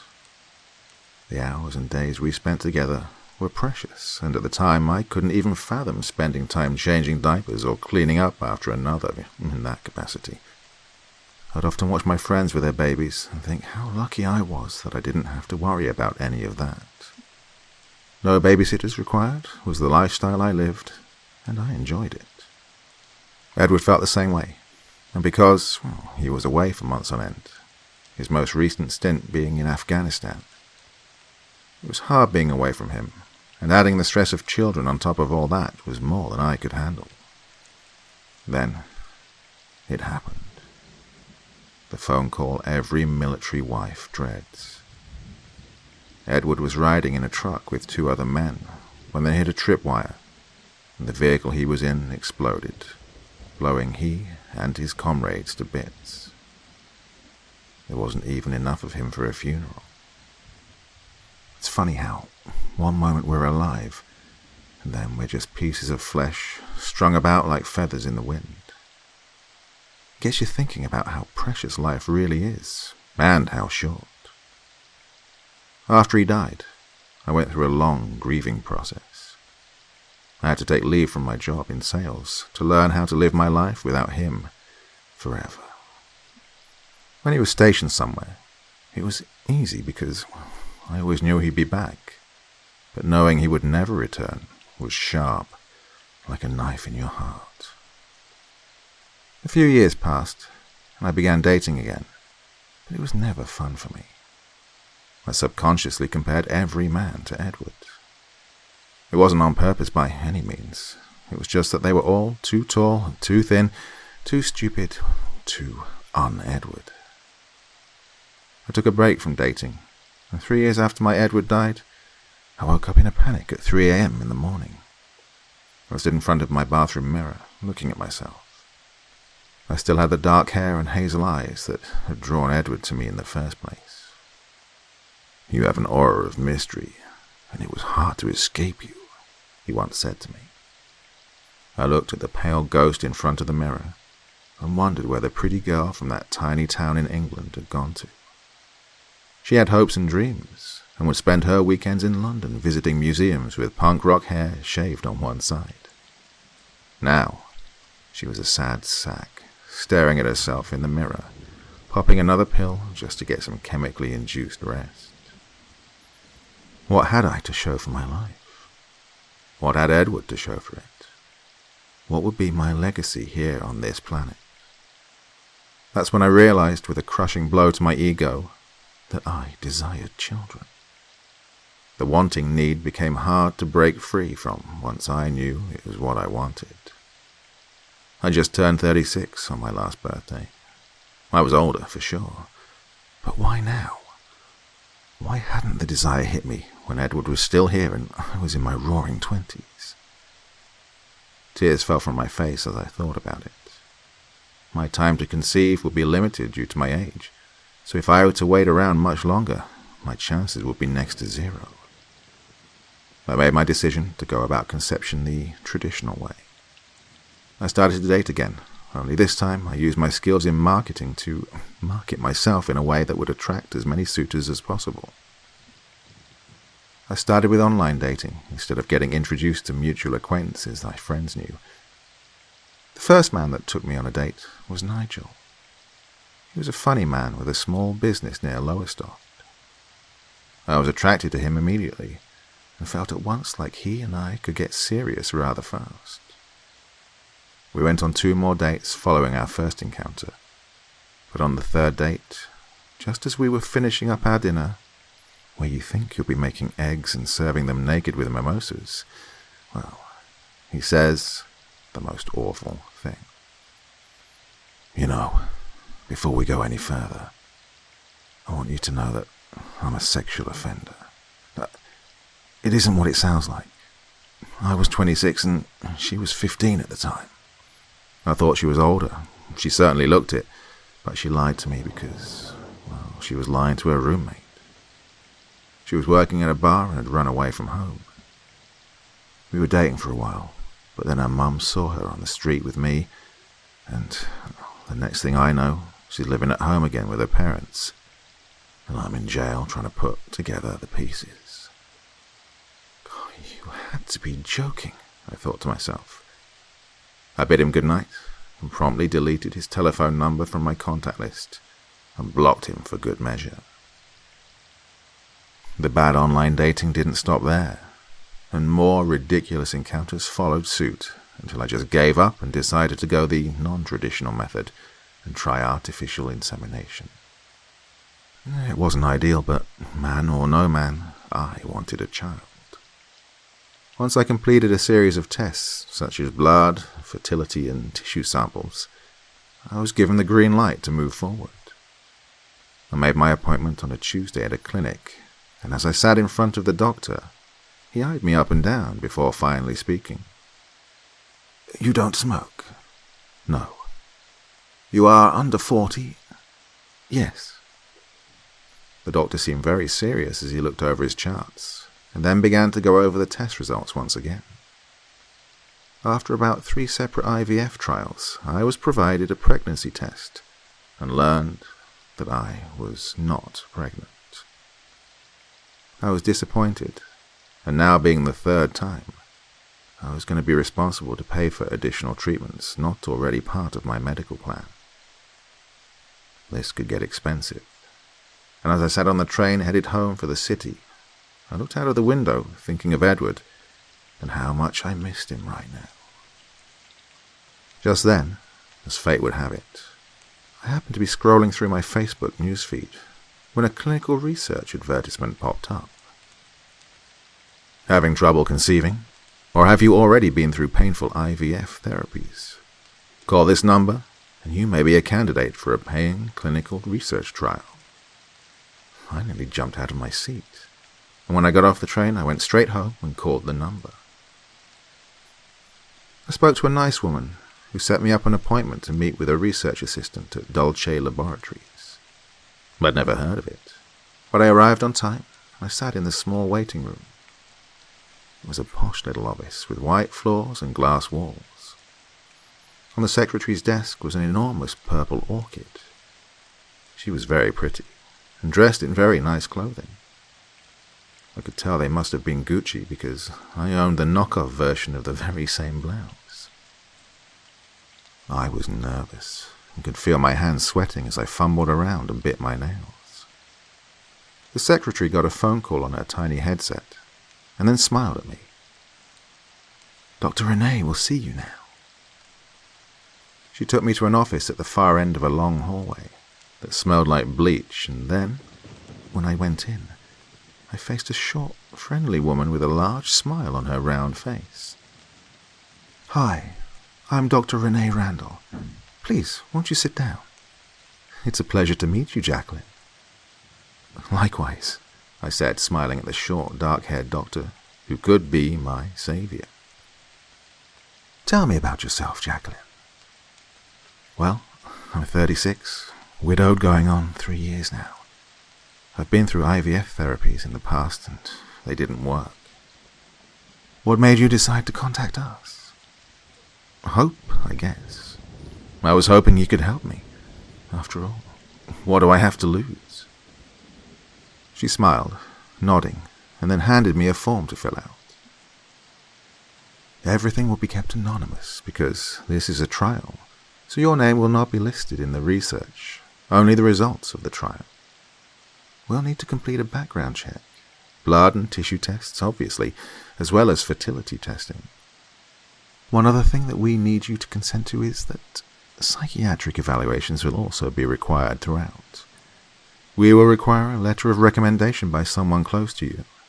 We'll also require you to sign a non-disclosure and provide at least 3 additional references.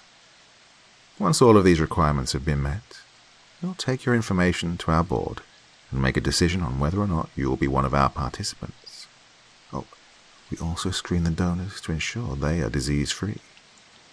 I held the form in my hand, feeling suddenly very overwhelmed by all of this. I wondered what sort of trial this was going to be, considering all the extra testing and references required. I agreed to all the additional work, and once I completed all the tests, provided the references and the letter of recommendations made by my good friend Laura, I was a nervous wreck, waiting on them to make their decision on whether I would be a participant. I was at the park the day I got the call I'd been waiting on, with my best friend Laura, who was sitting on a blanket in front of me, while her 2 young sons played in the mud. Why on earth would anyone purposefully do this? She laughed at her sons as they seemed to be getting dirtier by the second. Oh, I don't know. I think you have a pretty nice gig here, I said, smiling at her. You know, motherhood is amazing, but it definitely has its downside. God, there are days I literally want to hang myself from the rafters in my attic. I shook my head, laughing at her. You don't mean that. Just then her youngest son came over and tackled her, putting mud all over her neck and white blouse. Hey! Look, Mommy, my fingerprints. Now you have them on you, he laughed. Do you see what I mean? She looked at me. Boys, why don't you go and play on the swings now? Her sons ran away, completely ignoring her, as they went toward where they'd just come from and began throwing mud at each other. I chuckled at Laura as she tried to get the mud off her shirt. God, my children aren't human. I'm convinced of it. I blame their father's gene pool. We laughed, and as we sat there, I got a call on my cellular. Oh, I think it's the research clinic, I said, staring at Laura in a panic. Well, what are you waiting for? Answer the damn thing. Your future of being a mother to little monsters awaits you, she said with a silly look on her face. Hello? Jacqueline Dunkirk? Yes, speaking. Dr. Renee Randall here.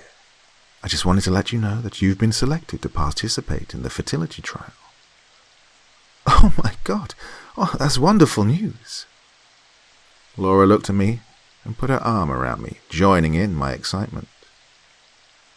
Congratulations, Jacqueline. There'll be a package delivered in 3 to 7 days with the fertility device inside of it and instructions on what to do with it. You'll be given 12 weeks to complete the trial, which is 3 different ovulation periods. Please, if you have any questions at all, phone our office. However, everything should be self-explanatory.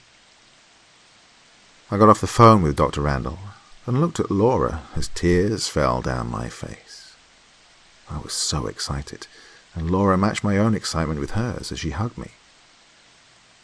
The package took longer than expected to arrive, to the point I was ready to contact Dr. Randall and ask her if they'd changed their minds.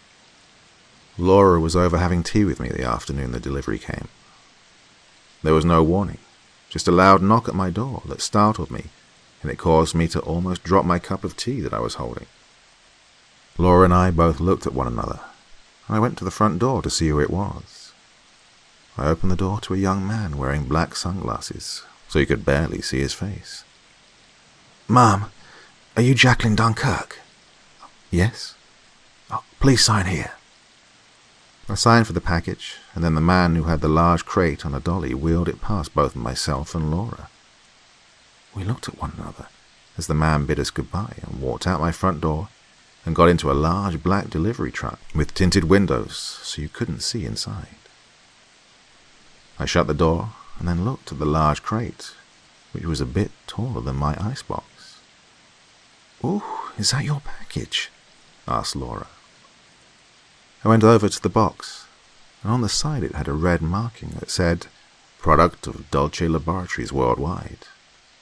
"Oh, yeah, it looks like," I said, confused. "Jeez, whatever's in that is as big as my 2-in-1 laundry unit." She smirked at me. I shot Laura a look, rolling my eyes. I tried to open the crate, but there was no latch to pull. Oh, I think I'm going to need a crowbar. Oh, I think Reggie has one in his toolbox he keeps in the back of my trunk. I nodded, and she ran to her car to get it. When she came back, we used the crowbar to tug at the door for what seemed like ages, and then we got the door off of it. We both stood back in amazement. Holy shit, Jackie. Is this for real? Laura burst out laughing then. So they sent you a sex doll then? I scowled at the thought as I looked at it. Inside the tool crate was a man. He was tall, muscular, tan, dark hair and eyes. His skin was very human-like, not like a plastic doll at all. It looked soft to the touch, but I dared not touch it. I was a bit creeped out by his lifelike appearance. He wore only white boxers, and his front was covered in a very sheer plastic wrapping. I slowly removed it to find that he was stored in a gel-like substance, the consistency of one of those air fresheners. Around his large neck was a set of instructions. I took them in my hand, and then Laura and I both looked at them. Laura grabbed them from me and read them out loud. Hello, my name is George. To activate me, you will need to press the button at the small of my back. Only you will be able to activate me with the use of your fingerprint. Oh, no, I said to Laura, grabbing the instructions from her. This is too much. I'm calling that doctor right now to give her a piece of my mind. Laura looked at me, concerned. Are you sure? You mean you don't want to see what it's all about, even a little bit? Tears began to stream down my face, and Laura nodded, taking it as her cue to leave me alone. After Laura left the house, I pulled out my phone to call Dr. Randall, using the direct line she'd provided to me. Dr. Renee Randall here. Hello, Doctor. This is Jackie Dunkirk phoning you. Your package arrived about 15 minutes ago. I honestly don't know what to say. Is this a joke? No, not at all. Have you activated George yet? Absolutely not. Jackie, please don't be alarmed. This is a trial. He is a robot that specializes in acting like a real partner. He has a pre-programmed simulation to be a gentle and loving partner through the reproductive process. He is one of our first prototypes, based on our research done in numerous controlled environments and through use of psychological testing. He's designed to be an IVF device that is more personal. Through our research, we have found that most women don't conceive in an unloving environment, nor do they often conceive in the impersonal IVF procedures most clinics currently use. You see, most mothers need to be in a loving environment and have a support system, and through doing this trial, you will help others exactly like you. This is madness. How does it even work? He will learn your routines and help you that way. He will be the man that you need. He is your perfect mate during this process. Oh my God, I said, trying to grasp the concept of what was going on. You see, most of our research that has been done in prisons worldwide has proven that human beings need love from before conception until after. Just keep George for a few days, and if it isn't working, we can deactivate him from our central office, and one of our men will come and pick him up. Isn't that what you wanted, Jackie? A child to call your very own? What if George can offer that to you? I looked at the man in the box with the closed eyes, and after a long pause, I made up my mind to try. I followed the instructions and pressed my index finger to the tiny box feature on the small of his lower back. Within seconds, I heard a beeping sound, and then this thing took a deep breath and opened its eyes.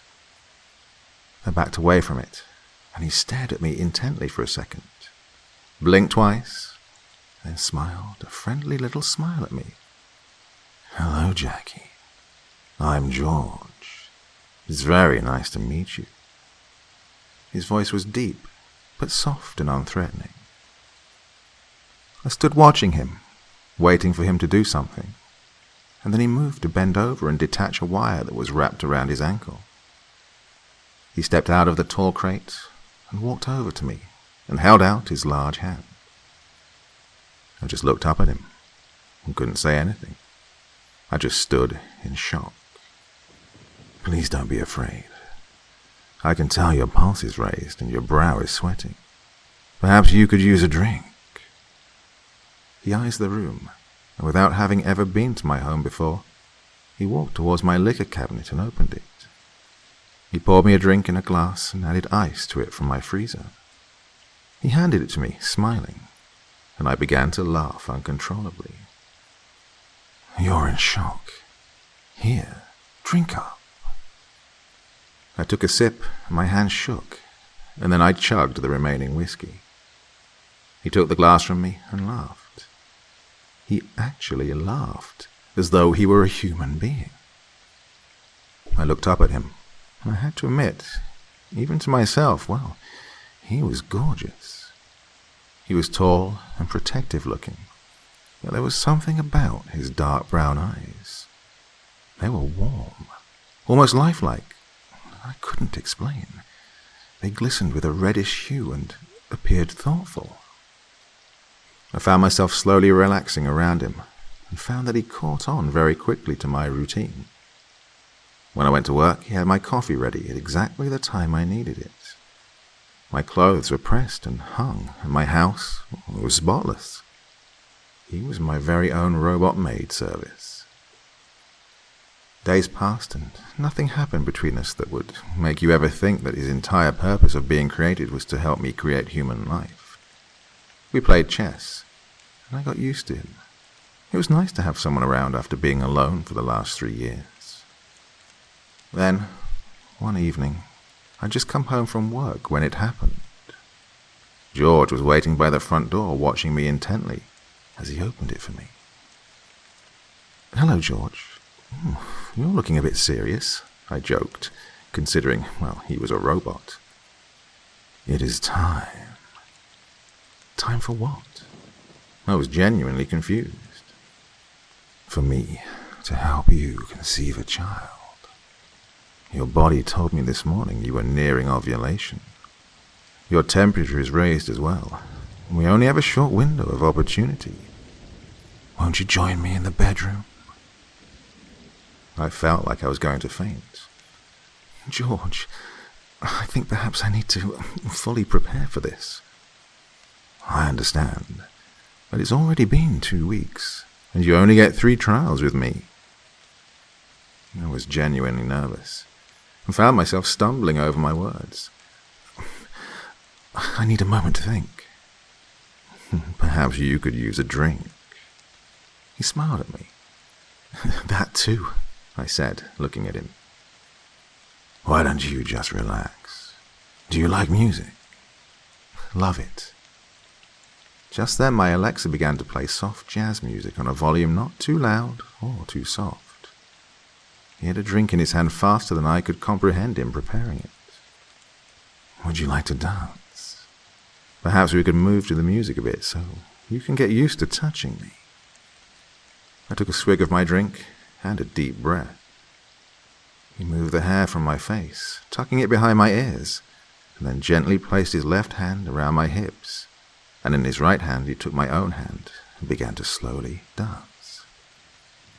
This was odd even for me, but the alcohol had begun to take effect, and before I knew it, this robot was kissing me gently on the lips.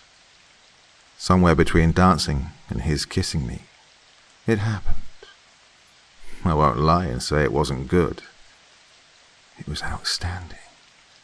The way he moved was unlike any human man I'd ever been with.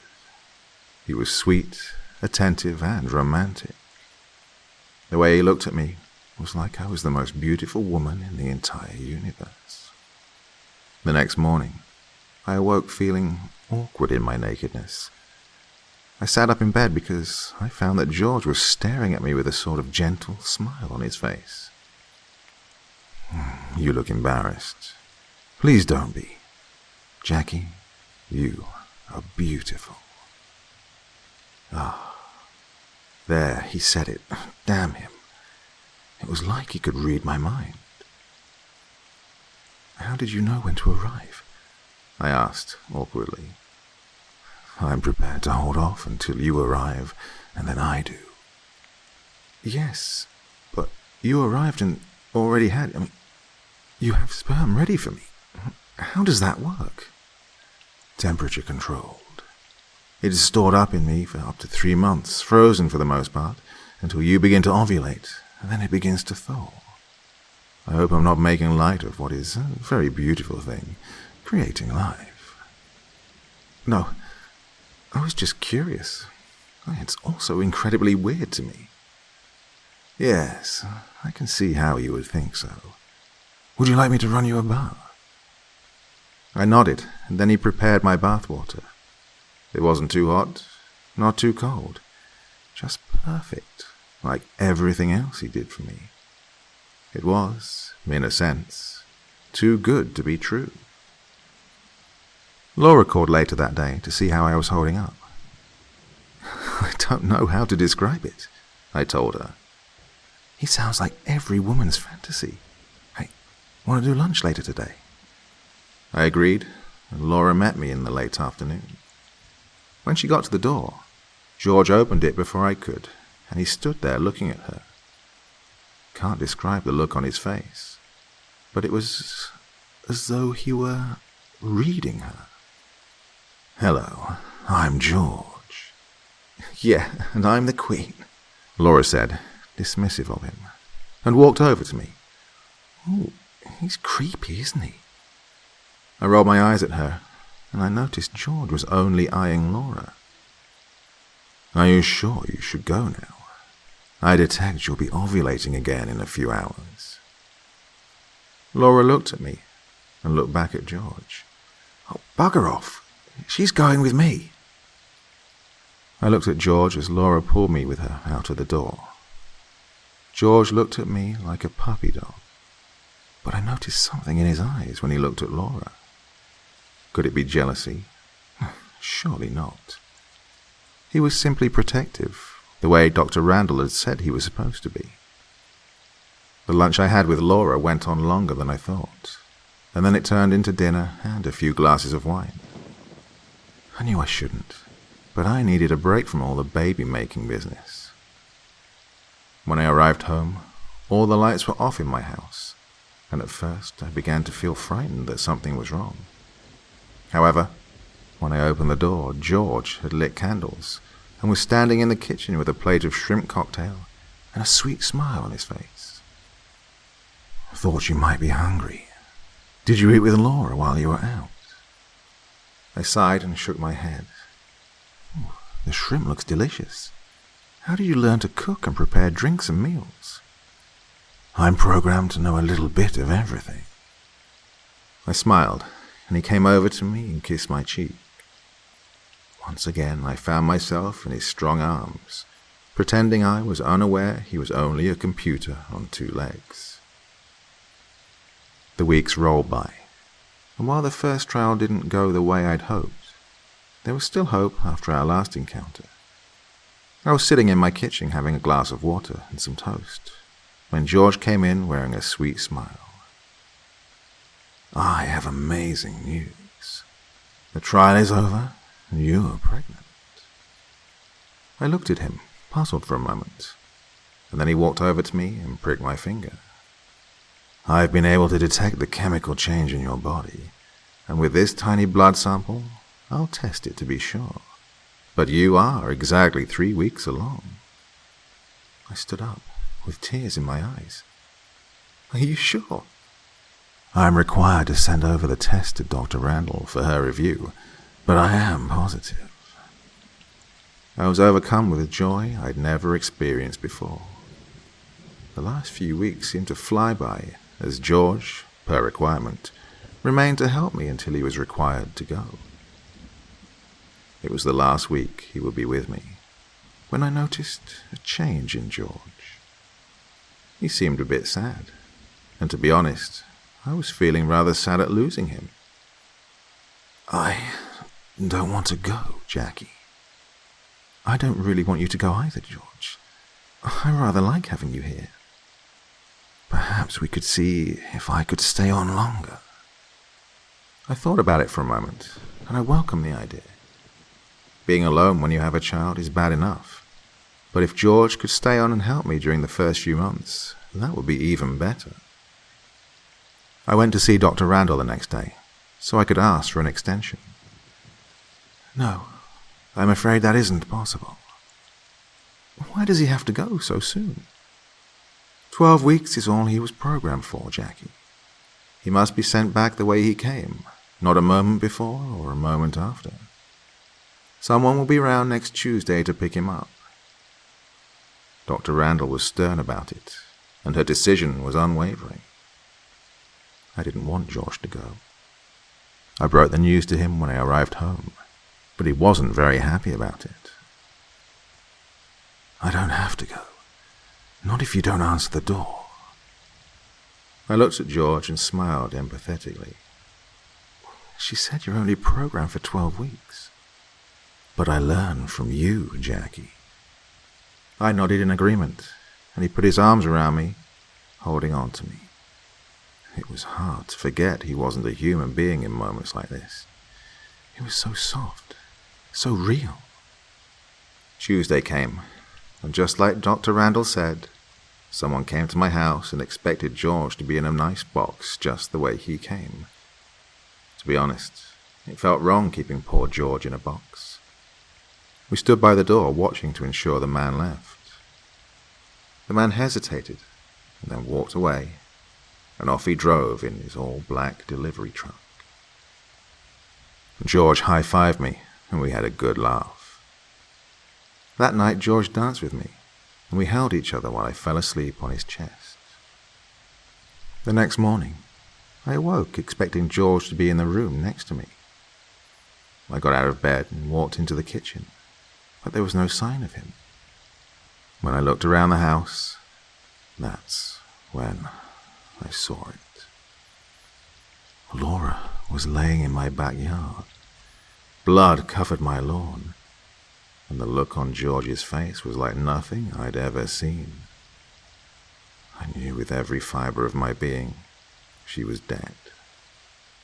I wanted to run to her, to help her, to save her. But then he looked up at me.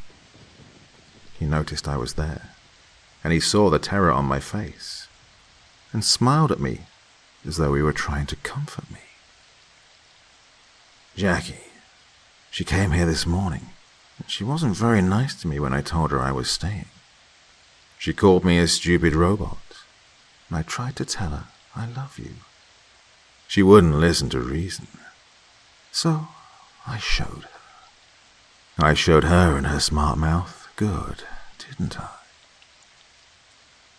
I ran from George then and grabbed my phone. I hid in the bathroom, locking the door behind me. My hands shook as I tried to dial the number to Dr. Randall's office. I got her voicemail, so I dialed the telephone number that had been provided to me in case there was a malfunction with George. Hello. Thank you for calling Dulce Laboratories. We're here to help the world become a better place one day at a time. Damn you! I screamed into the phone, pressing all the options until an operator came on. Dulce Laboratories, Jenny speaking, a pleasant voice said to me. I need help. I need it now. What seems to be the issue? My robot's trying to kill me, I cried into the phone. I'm sorry, ma'am. I couldn't make out what you're saying. Do you have an item number so I can look up your device? Please help me, I screamed hysterically into the phone. There was a loud banging on my bathroom door. And then I saw it. The hinges on the door were coming undone. Jackie, I did it to help you, to help us. I heard the door handle jiggle, and then I heard what sounded like an electric drill going in the screws on the door. The bastard was taking off the door one screw after another. I was sure he was going to kill me if he got his hands on me.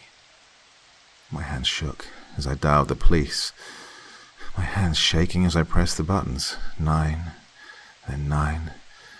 Then before I could hit the last button, I heard a loud explosion. I didn't know if it was a gun or a bomb going off in my house. I was too frightened to move. The door opened to my bathroom, and I screamed before I could see who it was. 2 men in black stood over me, and one of them was standing over George. I looked down at the monster and saw he was bleeding. George had blood coming out of him, and it was running into my hallway. I watched the crimson liquid slowly move towards where I was crouched on my bathroom floor. I looked up at the men, one of who was on the phone. "Yep, we got him. But there was a casualty." "Yep, just like the other one," he was saying as he walked away. The other man was eyeing me empathetically and helped me up off the floor. The police never came because Dolce Laboratories had come and cleaned up the mess. They cleaned my house, and they even tried their best with Laura. Luckily for both Laura and I, she wasn't dead. She'd suffered a very bad beating, but was recovering in hospital. Dolce made it look like a car accident. I had so many questions for Dr. Randall. I refused to let it go. Finally, after weeks of pressing her office to get answers about what happened with George, I was granted a meeting. "First, I need you to sign this non-disclosure form before I tell you the truth. We have to be sure that no one will ever find out about what happened." She held out the form, and I signed my name quickly and then shoved it back into her face. "Let me apologize for what happened with George." "I don't understand. I thought you said he was to be protective, comforting, helpful." "George was programmed for exactly a 12-week trial. He was made for women like yourself who were of a certain age, single, in need of a kind soul to make them feel good about themselves. Past 12 weeks, we didn't have a finished script. When you didn't return George, we didn't come in guns blazing to take him back. We wanted to see what would happen. Unfortunately, there are still some kinks to work out." "He was bleeding. How is that even possible?" Dr. Randall looked guiltily at me, and then she stood up as though she were trying to find the right words. "That is because he used to be human, like you." I looked at her, stunned, taking in short breaths to keep myself from freaking out. "You mean he was human, and that's why he looked so lifelike?" "In the United States, there are many men on death row. Instead of dying and forever being useless, we've given some of them the opportunity to donate their bodies to science here in England through one of our affiliate labs in Ohio, and that is how we obtained George. So instead of a formal execution, we rebuilt them and reprogrammed their brains using state-of-the-art technology. It's only a computer living inside of a human being, fitted with mechanical parts." "You mean George was a criminal?" "Yes. You are the third person to complete a trial with George. So far, you were the lucky one. I'm sorry to say all the others had worse incidents with George." I sat looking at Dr. Randall in disgust. "George did seem to have an attachment to you that went far beyond what happened with the others." "What was his crime when he was alive?" "I'd rather not go into specifics. Just tell me." "He murdered his wife because she left him. After she took out a restraining order, he stalked her, got her alone one night, and he stabbed her 83 times. He was sentenced to death because of the way he mangled that body. He stabbed her so hard in the neck, she was nearly decapitated." "And the other trial patients?" "I'm not at liberty to discuss that with you." "My baby. What about it? Should I worry about it? What did you do with George?" "Oh, he was sent back for more intensive reprogramming." I stood and walked out of Dr. Randall's office. I never spoke of what happened to anyone, well, because of legal ramifications. My daughter was born healthy, and I was happy about that. Laura went on to live a normal life and never remembered much about that day that George nearly beat her to death. Some months later, I was in the park with my young daughter and a friend from work.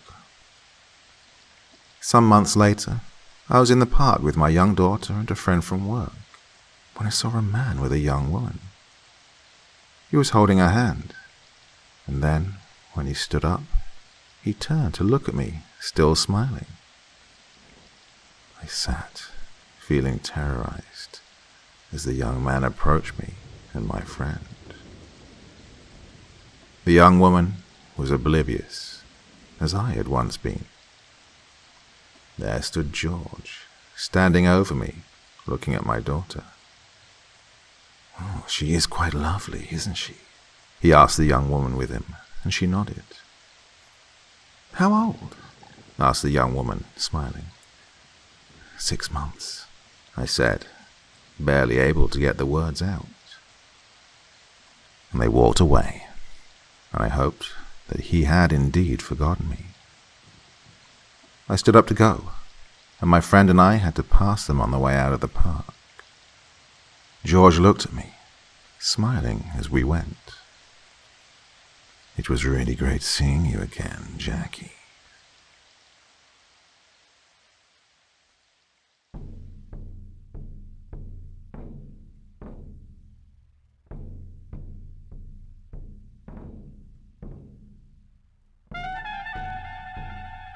And so once again, we reach the end of tonight's podcast. My thanks as always to the authors of those wonderful stories, and to you for taking the time to listen. Now, I'd ask one small favor of you. Wherever you get your podcast from, please write a few nice words and leave a 5-star review, as it really helps the podcast. That's it for this week, but I'll be back again same time, same place, and I do so hope you'll join me once more. Until next time, sweet dreams and bye-bye.